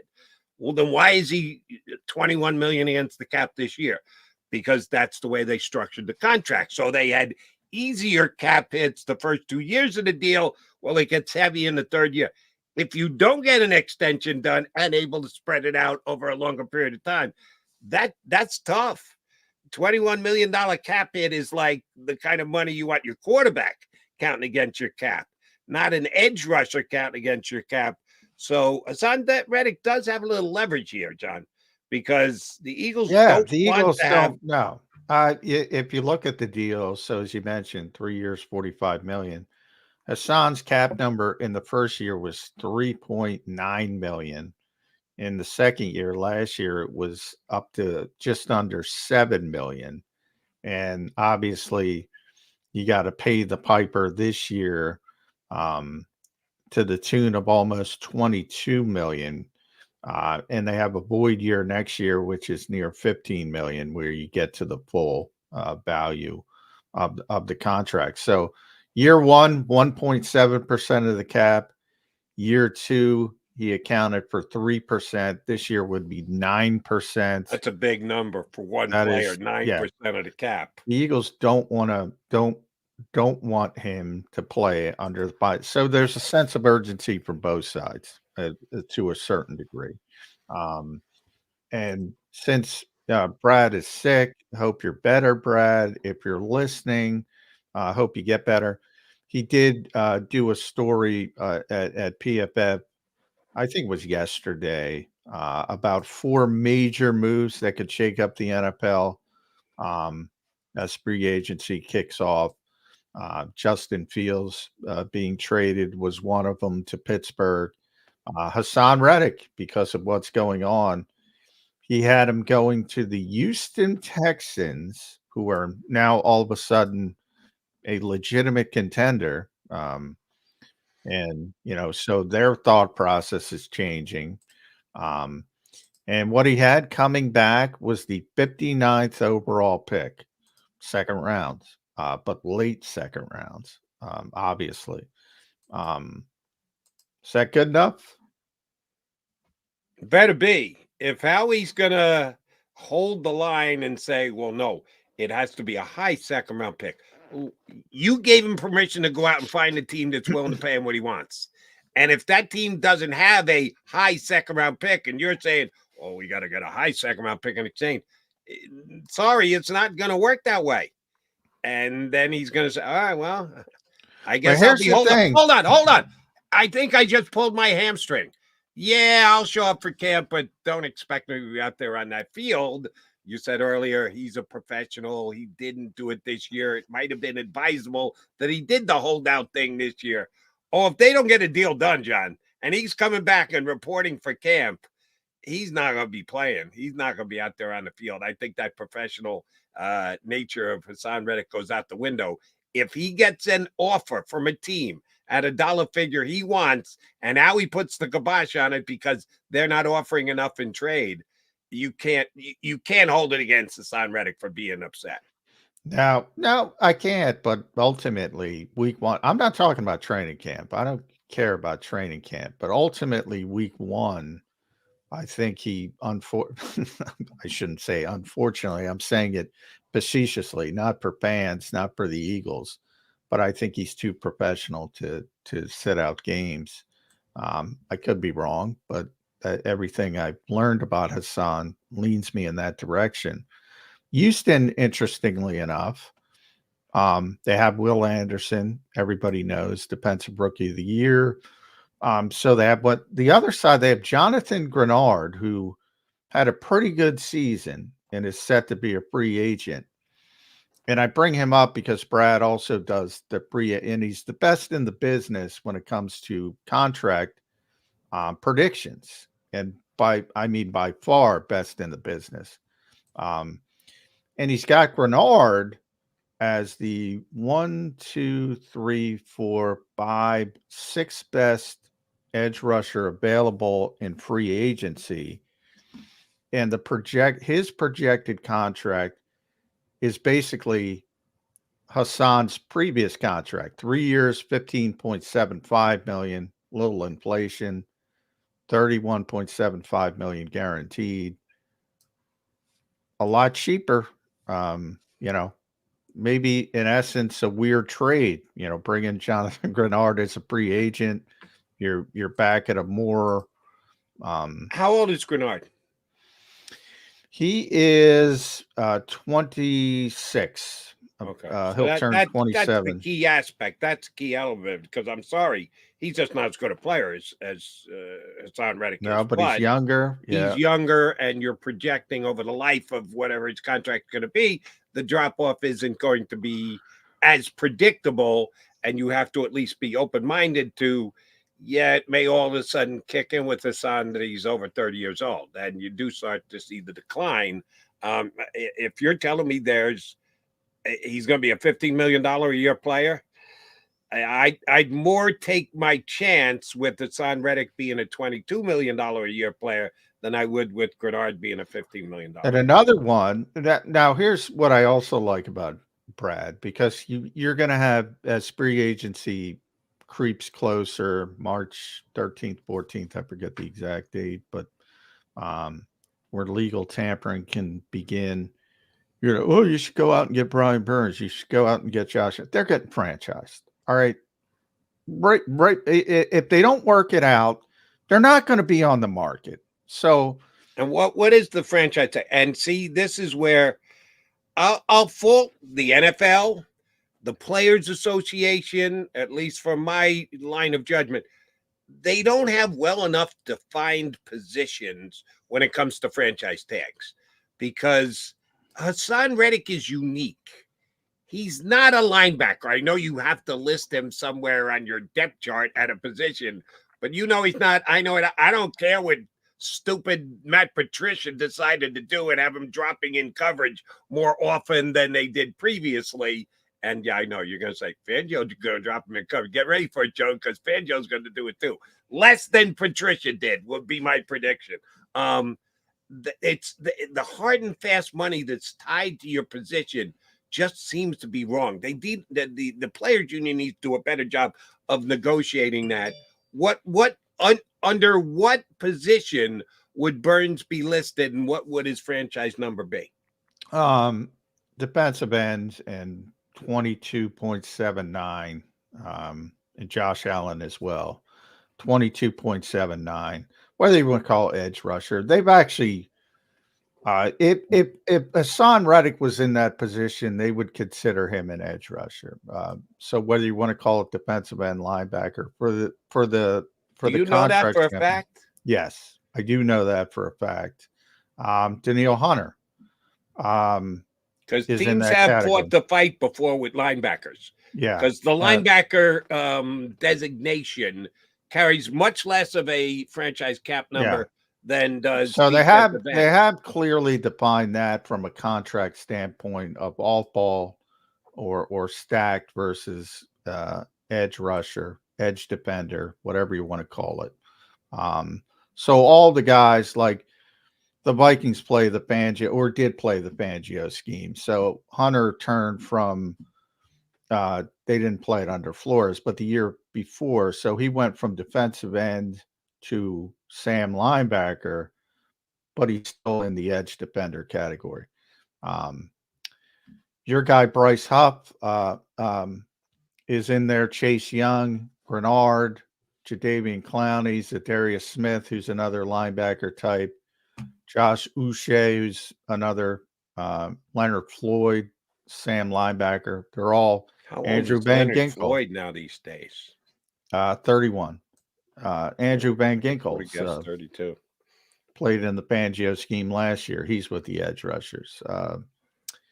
So yeah, they've at least got that right. But you're right. One of the things, it could be offensive line. It's offensive line. Tackles, centers, guards. You got to better define. They need to better define things. And for fans, they need to better define things. To be perfectly honest, it's one of my pet peeves. I see it all the time again. Fangio is going to play 3-4. Fangio is a 3-4 guy. Shut up. No, you just watched it for three years. Yeah. It drives me insane. That's what I said. It's on Reddick, linebacker. He's not. I know he's not. The Eagles know he's not. Some people still cling to the belief that he is. And if you tell me that if the Eagles tried to go down that road, and it's irrelevant because he's under contract and we're not talking about a situation where he could have a franchise tag slapped on him, but that's a good starting point if I'm his agent. Listen, if we had only done a 2-year deal and he was a free agent this year and you had the option of slapping a franchise tag on him, would you? And if Howie Roseman's answer is, yeah, probably, Well, then why don't we start at $22 million? If that's the franchise tag he's certainly a franchise tag level player. Anybody who argues he's not is ridiculous. Now, you get into the conversation of years. A franchise tag's 1 year, so you can just play for that 1 year. You're not extending. You're not looking at taking a drop off the cliff type year like Bradbury and then have to pay for it. Not only suffer through the year he's having, but then pay for it down the road thereafter with the way you structure the contract. I get it. 1 year is 1 year, which is usually a good thing for a team. But that's the value, isn't it? If you're looking at, well, we're going to try and hold the line at 20 million rather than close to 22. Would you say it was 8-9?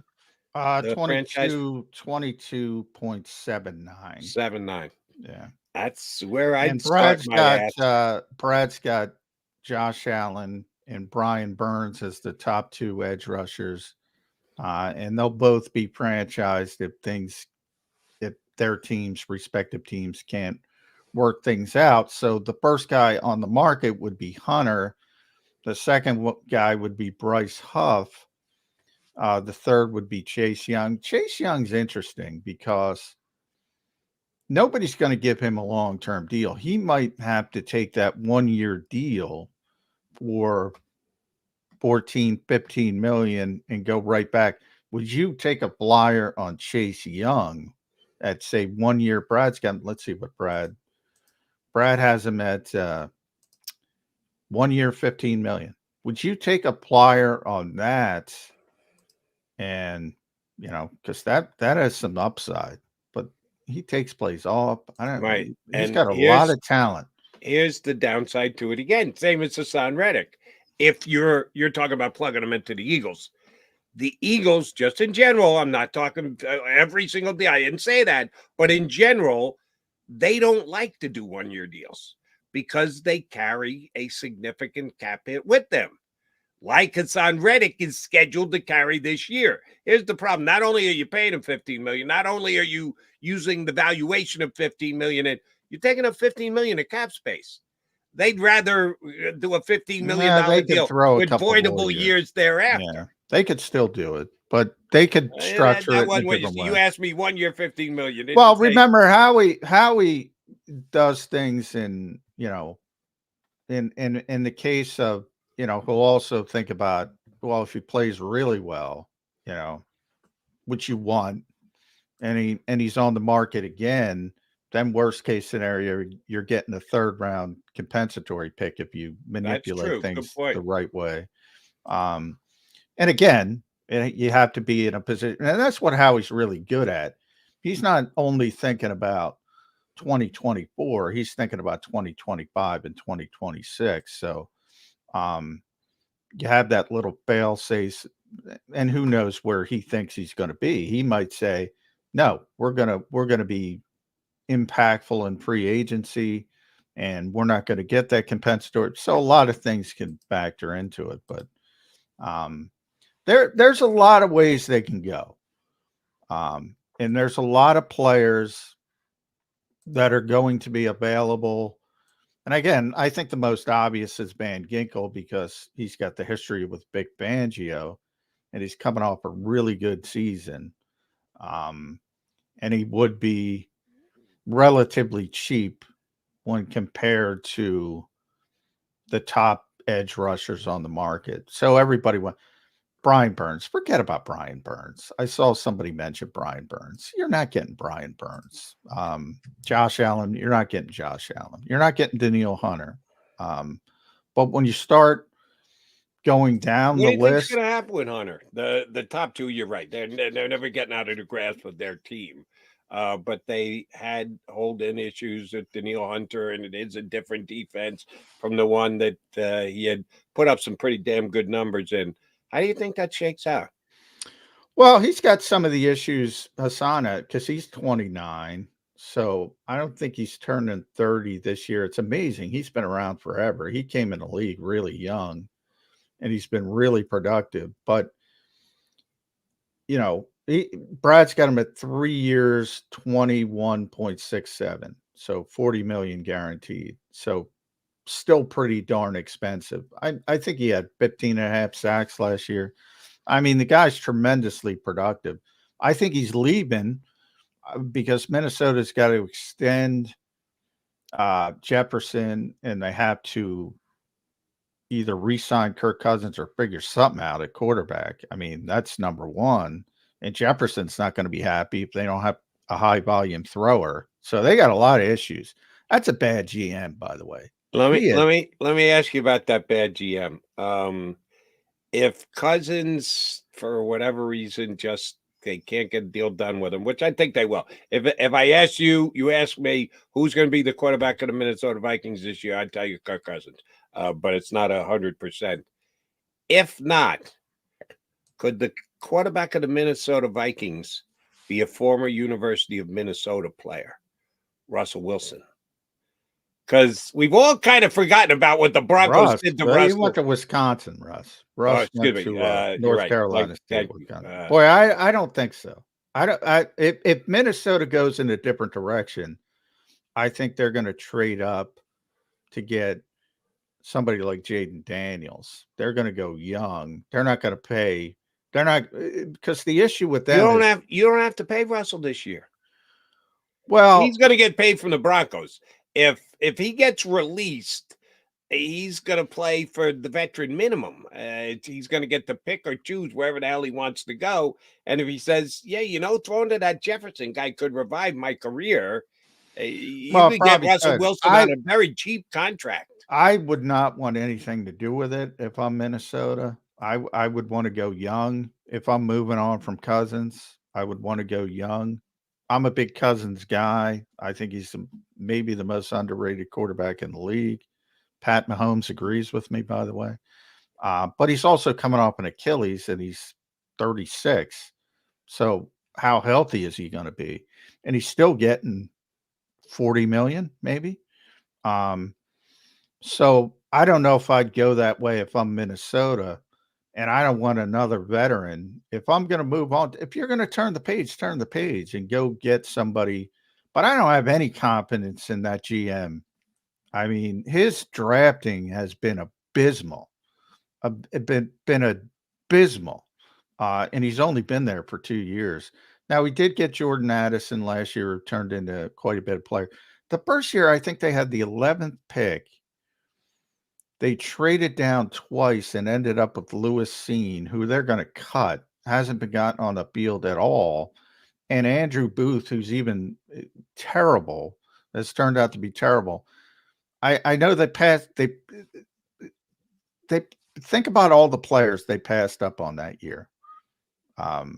Jamison Williams is the guy, Detroit, and they traded him to Detroit.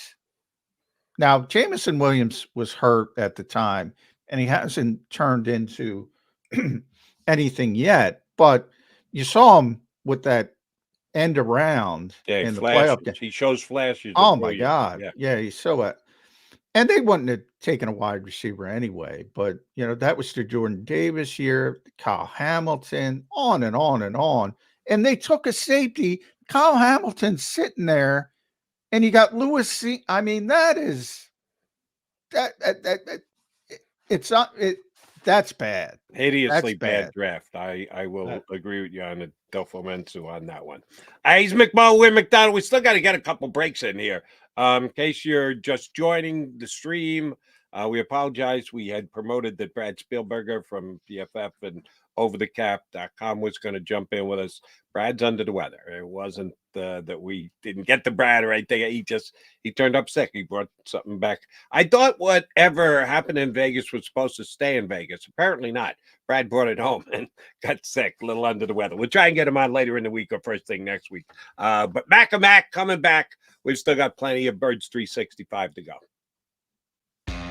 Go to get your game on. Go for the beers. Go for the cheers. Go for the hit and the hits. Go for the stakes and the stakes. Go to get your parlay on. Go to get your party on. Go for the scene. Go for the screens. Go for the gallery. Go for the win. Go to Ocean. Visit theoceanac.com to plan your visit. At Pond Lehocky, we've recovered billions of dollars for our clients, and we're confident we can do the same for you. With over 250 years of combined courtroom experience, we've helped over 100,000 injured clients obtain some of the largest settlements in Pennsylvania. One conversation is all it takes to help you and your family get back on track. If you've been injured in an accident, give Pond Lehocky a call. They're carving them up, and good play calling along the way. First and goal at the 6.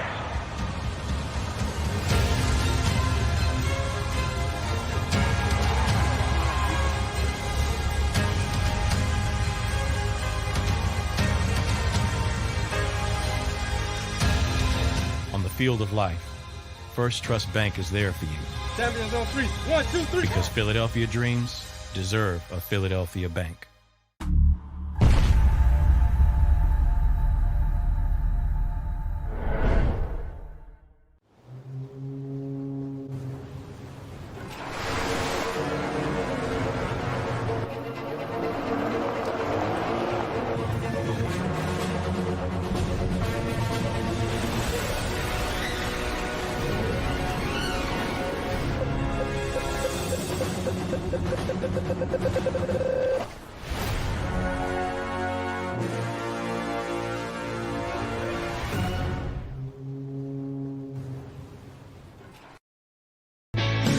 Hi everybody, my name's Jason Lombardi. I'm an inspector at DryTech. At DryTech we offer 3 major services, the first one being basement waterproofing, the second service we offer is foundation and structural repairs, and then the third service that we offer is mold remediation. If you feel you are having a waterproofing issue, give DryTech a call or check us out online.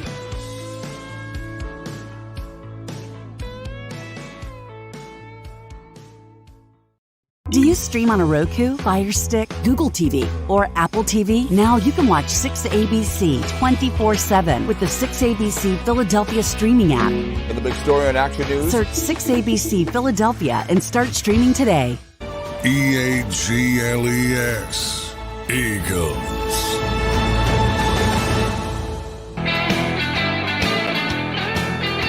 You got Mac. I'm McMullen, Jody McDonald here with you on Birds 365. We rolled to the top of the hour, and then we'll figure out who the hell we're going to have on tomorrow. Hopefully, Brad Spielberger. I get in touch with him later today, and he says, "Oh, I feel great." We'll see if Brad could join us. Couldn't join us today. John, you and I discussed this on Monday's show, and it deserves more discussion today. Because Kyle Shanahan, I guess, doubled down on his "we know what we wanted to do" going into overtime stance that he was asked about certainly as soon as the game ended. I took a pretty strong stance against him on social media. We started the show talking social media. I'm going back to social media now.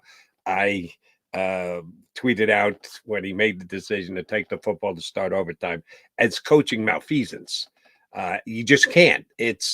I don't care what the analytics say, and he quoted the analytics. First of all, I don't believe there him. are no analytics, by the way. That never happened before. That's the right. They had 0 times, but yeah. I guess you could say that as per college football, where the rules are, I don't even know what analytics they leaned on. I don't believe him. He is standing by. They had a plan, and they stuck to it, and they did what they thought was they should have done, that if it went into overtime, they had their plan play. Apparently, the one thing he kind of left out of the plan was because he harped on, well, we wanted the ball third. Because if we scored and the Chiefs scored the same exact thing, now we have the ball and it's sudden death. So that's advantage San Francisco. Oh, except for the fact that Andy Reid came out and said, "Oh, if they had scored a touchdown, we had scored a touchdown, we're going for 2. You're never going to get a third possession. We got Patrick Mahomes. We're going to take our chances. One play, all the money on the line. I got the best quarterback on the planet. I'm going to go for 2. Did that not dawn as a possibility on Coach Shanahan and all the geniuses that run the San Francisco 49ers?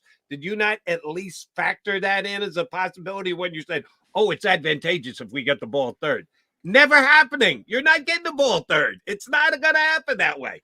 So Yeah. shame on Shanahan. I still say it. I haven't changed my mind at all, but he continues to attempt to defend himself and the organization that they were primed and ready to go and already had the thing mapped out. Oh, except some of your players, coach, came out and said, it was never discussed when I was around.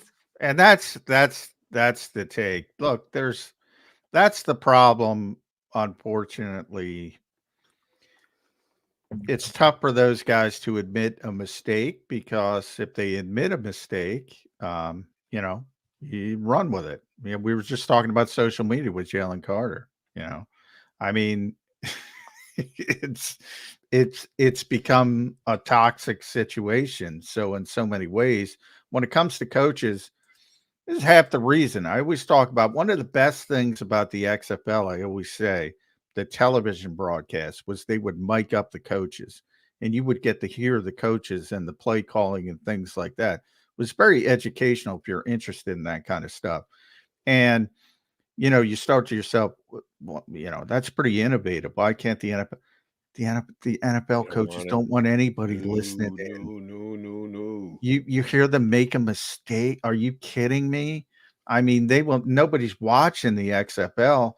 All people do is parse everything. So to admit a mistake in that type of situation, I get why he didn't. It was clearly a mistake. As you mentioned, none of the players stinking knew, Jody. One of them said he saw it on the scoreboard for the first time. They put the rules on the scoreboard. Exactly. And meanwhile, the Kansas City players are saying, we talked about that in training camp. Andy was, and that's Andy, by the way. I completely believe that because that's just the way he is. And I always joke, Andy can tell you his schedule in 2026. Never mind, as the Eagles move from NovaCare to Lincoln Financial Field, or shift from 2:30 to 12:30 or 12:30 to 2:30. Andy knows his exact stinking day, right, a few years from now. That's the kind of guy he is. And obviously there's, unforeseen things that make you change at certain points, but he's very well prepared, and that's part of his greatness. They didn't know what they were doing. I maintain they had no idea. Now, they can't know that Andy was going to go for it. If they scored a touchdown, he scored a touchdown. Right there. He was going to end it right there. They should think about it, because if you kick the extra point, then you're putting the game back in San Francisco's hands, and all they need is a field goal. Game's over. So it certainly should have entered their mind that, hey, he might go for two. So this whole third possession thing he's leaning on, he just doesn't want to admit a mistake, and that's fine. A lot of people don't want to, certainly coaches, they don't like to admit mistakes. Everybody makes them. I just made one, and I feel that you were talking about it, and I was mentioning the offensive lineman and the franchise tags. One of the issues to me with the franchise tags is they lump all the offensive linemen together. So centers, guards, obviously tackles are the highest paid position. So you really can't franchise tag a center, because the projected number is going to be 19.9 million for the franchise tag. Now, to your point where I made a mistake, defensive end versus linebacker, yeah, they still have it at that. The linebacker position actually has a higher projected franchise tag than defensive end. So you can't franchise tag an all-ball linebacker, say Fred Warner, if it came up to that. That's not the situation the 49ers are in. But are you going to pay an all-ball linebacker $22.8 million? Right. They've done a lousy job at parsing the position and how it's described and how they're grouped together for the franchise tag. There are positions that pay a price for it, and there are positions that actually benefit from it. That if you happen to be one of those guys who plays a position, but like you said, it's amazing. Does Fred Warner get the benefit of the fact that he is grouped with guys who are getting paid that kind of money as a guy who gets to the quarterback? Well, it actually, yeah, it would if they would consider, but the point is they would never consider franchise tagging him because of that particular. Even though as good as he is, if you better defined it, and the same thing with think about Pro Bowls and positions and things like that, because that's meaningful when it comes to contracts. It surprises me they haven't better defined it, but you've been doing this show for me a long time now. We're over 700. It's always been my pet peeve that they don't better define this stuff and better educate people, but they don't even care from a contract standpoint. Until they need to care. And then all of a sudden when you have cap issues, now you care a lot. So that's where it gets under my skin a little bit. All right, let's take our final time out of the day. Mac coming back. We got to put a bow on the show. And there's one more thing I want to get into, John, with the Super Bowl ending and going for it, kicking and rather than taking the ball, whatever. I also came down on the color analyst of the Super Bowl as well. And I'm kind of standing by it, but John made a point just in the last 20 minutes and gave me pause that maybe I shouldn't be on his case as much as I did because I thought Romo fumbled the football badly at that stage of the broadcast last night. We'll come back and give you that for the last 10, 12 minutes of Birds 365.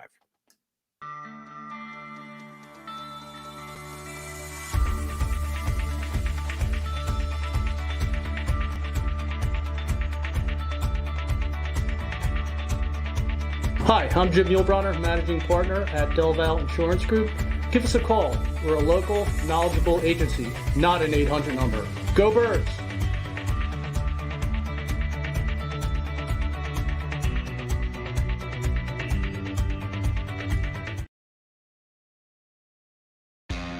Go to get your game on.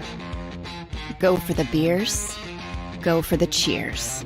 Go for the hit and the hits. Go for the stakes and the stakes. Go to get your parlay on. Go to get your party on. Go for the scene. Go for the screens. Go for the gallery. Go for the win. Go to Ocean. Visit theoceanac.com to plan your visit. At Pond Lehocky, we've recovered billions of dollars for our clients, and we're confident we can do the same for you.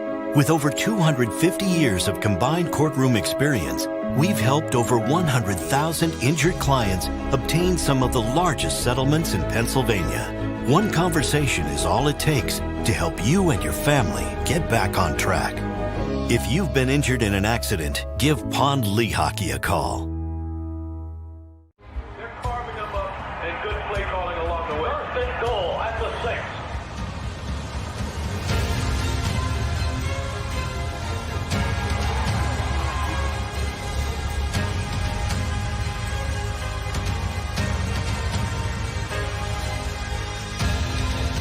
Field of life, First Trust Bank is there for you. Champions on 3. 1, 2, 3. Because Philadelphia dreams deserve a Philadelphia bank.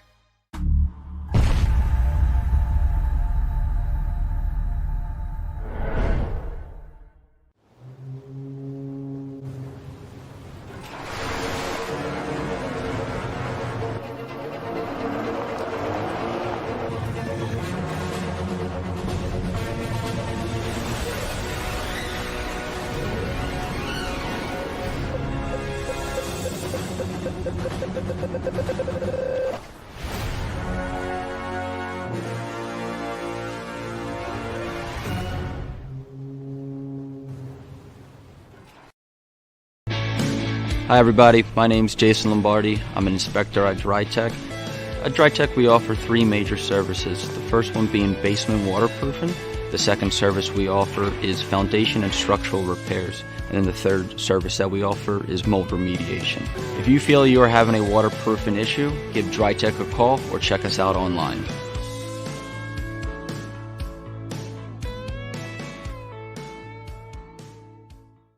Do you stream on a Roku, Fire Stick, Google TV, or Apple TV? Now you can watch 6ABC 24/7 with the 6ABC Philadelphia streaming app. And the big story on Action News? Search 6ABC Philadelphia and start streaming today. EAGLES, Eagles. You got Mac, you and Young Bird 365. We're coming down the home stretch.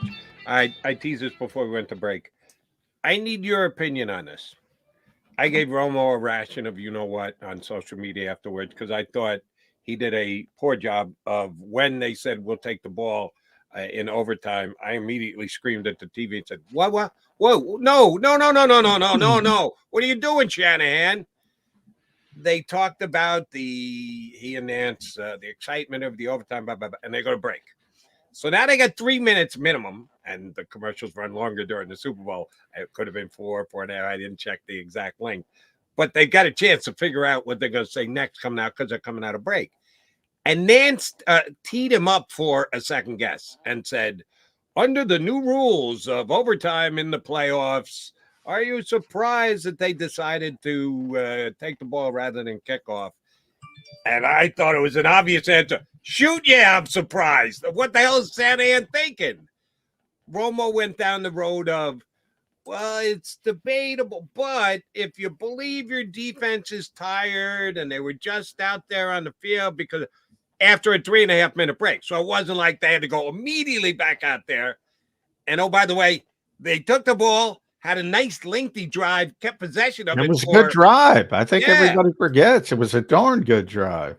Inside the 10, the whole debate of whether he should have gone for the touchdown on 4th down or not, I think he should have played for 2 downs.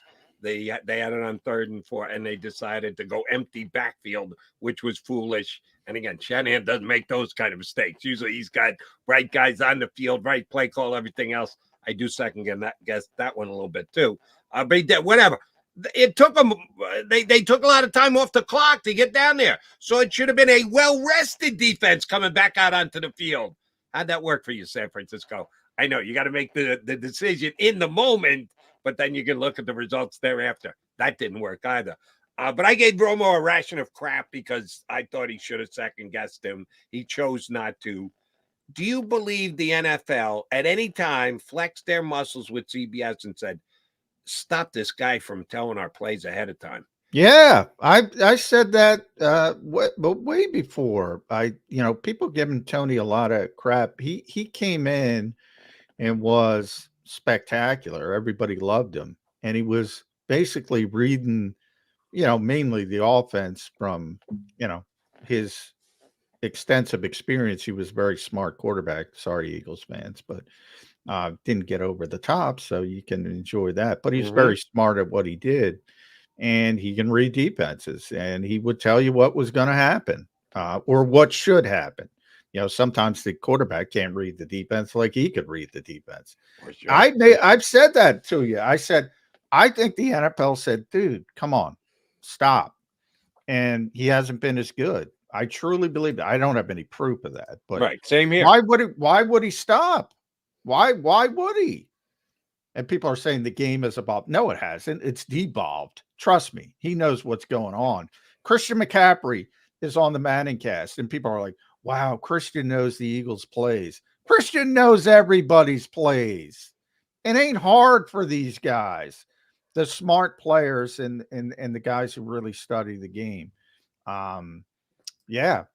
There's no doubt in my mind whether it came from CBS itself or whether it came from the league. Somebody told Tony to stop it. And I don't know why. I'm sure it wasn't CBS. I'm sure CBS was told, hey, we're partners here. We're allowing you to broadcast. We're allowing you to make millions of dollars in advertising with our product. There was a conversation had ahead of time that we're going to inform you how we think your team is doing their job, how they are on the air, and we're going to work together on this. And when we ask you to kind of scale a guy back, we expect you to scale a guy back. Oh, I believe that groundwork was laid ahead of time. They probably hope that they never have to have that conversation. You and I are of the same belief. They had it about Romo, and that he was just tipping too much ahead of time. Our buddy Colin Thompson, who's a backup tight end, 3rd string tight end. Now, you could watch a game with Colin. He can tell you what's going on offensively as a 3rd string tight end on teams he wasn't on. It's not hard for those guys, and it's specifically not hard for a quarterback like Tony Romo. So something happened, and I don't know where it came from, but yeah, they didn't want him saying, "Oh, the ball's going here, the ball's going there," for whatever reason. I thought it added to it. I don't know if people You disagree. know the answer, John. Not for whatever reason. You gave us the answer 20 minutes ago. The Yeah. NFL doesn't want to be second guessed. The coaches don't want to be second guessed. They don't want you to know ahead of time that they can. If a guy can figure out the play up in a booth, well, why can't the defense figure out what you're going to run ahead of time? They No. don't want that Well, publicized. I talked about Tom Brady being on Steve Young's podcast, similar type of thing. When he was talking about modern quarterback play. Yeah, they don't want that out there. No. And it's amazing to me because we have this play calling discussion. I said I've been trying to explain for 3 years, and Tom explained it in 5 words because he's Tom Brady.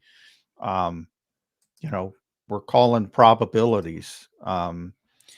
And boy, they don't want it boiled down that well. They don't. No. And because of the way fans react, they really do think it's brain surgery, and they really do think it's they do this all with the numbers and again 3rd and short. You're probably going to get man to man, probably. So you call your man beaters. If it's 3rd and 14, you're probably going to see some kind of cover 2 quarters coverage, and you do what you need to do. You do your best, and that's what Tom was explaining. And if it doesn't work out that way, you as a quarterback got to be able to diagnose it and got to be able to get your team in the right play. And that's what sets people like Tom Brady and Peyton Manning and Patrick Mahomes apart. And best indication of that was inside the NFL, the Super Bowl. Everybody killing Jonathan Gannon. They didn't even call the right play. Patrick got them in the right play. Right. On field situation. The Travis Fulgham game was another example. Remember the Travis Fulgham COVID game in Pittsburgh, and everybody was killing the Eagles because they had Nate Gary. I think it was on Chase Claypool. That was Ben Roethlisberger at the time looking at the defense and saying, I have this matchup, and going right to it and bang it and doing it at the line of scrimmage. Yeah. And they don't want people knowing it's simple. But that's why this Eagle offseason, there's change. You might not be happy that Nick Sirianni is still here. They changed out both coordinators. And every football game is, at least in part, a chess match between one team's offense quarter, the other team's defense quarter, and then vice versa. That's what it is. And they're worked through the quarterback. The quarterback has to be the one to make that split-second decision and get him in the right. But the way that it's laid out ahead of time is the work of the 2 coordinators, and they're the ones who are making that call. My biggest criticism of Chip Kelly back in the day was that if you woke up one day and had the power to do whatever you wanted and said, "Hey Chip, I'm going to get you Tom Brady," he wouldn't have wanted him. He wanted to run his scheme. And if you have a coach like that and you're an owner, get the hell away from him. Get away from him as quickly as possible, because every single team in this league should be fighting to get a quarterback that can run things from the line of scrimmage. Every single one of them, all 32 of them. And many of them, I would say more than 50%, are not. And I hate to say this, folks, I think we do not know if Jalen Hurts is of that level. I hope he can get there. I don't think he's surely not on Mahomes' level. But here's my question to end the show to you, Jody. Do the Eagles want that?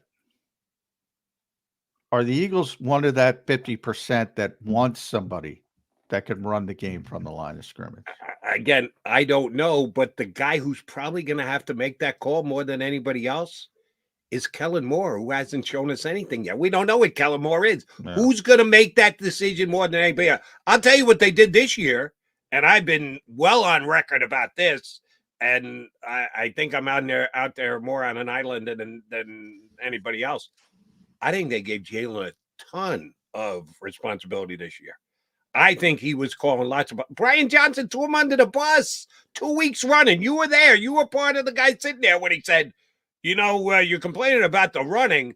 Every play we have has a run pass aspect to it. Yeah, When Jalen goes to the line of scrimmage, disagree he does on the that. math and he figures out which call is going to work better. I think Brian was just trying to educate people. I don't think he was throwing them under the bus. I think he was just explaining the modern game, the modern environment. Every play's got there's two calls to every play, depending on the numbers you see. If that's the case, how did Chip Kelly ever work in the NFL?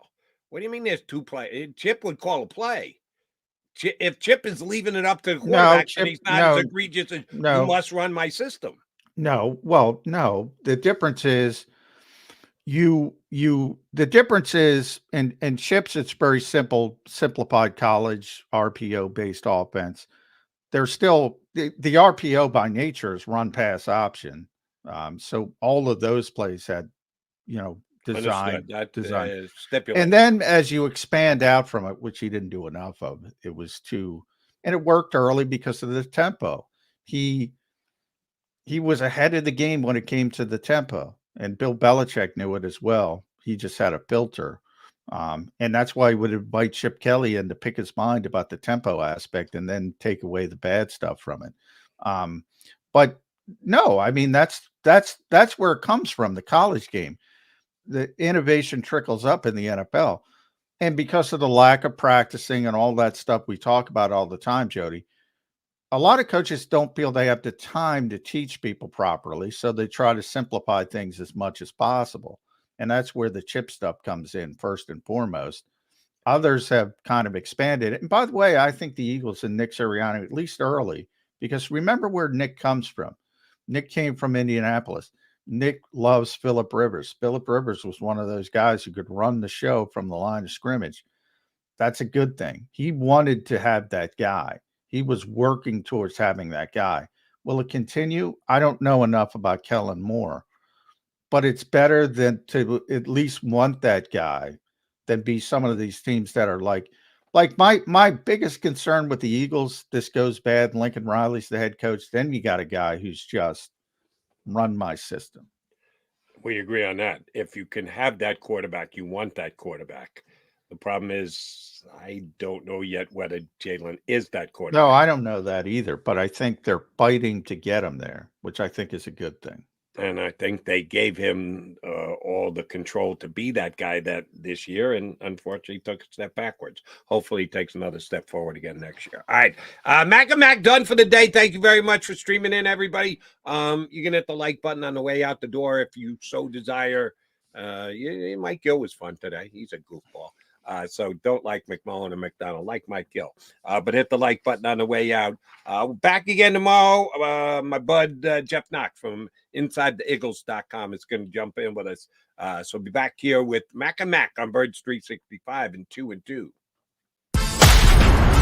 You've been listening to Birds 365, the destination for the passionate Eagles football fan who bleeds green. If it's Eagles football, we're talking about it. Debate, inside the locker room, and guests that are some of the greatest football minds from around the region. We hope you enjoyed the show. We know we had a blast. Make sure to like, comment, and subscribe, and we'll be back soon. But in the meantime, hook up with us on social media at JAKIB Sports. See you next time on Birds 365.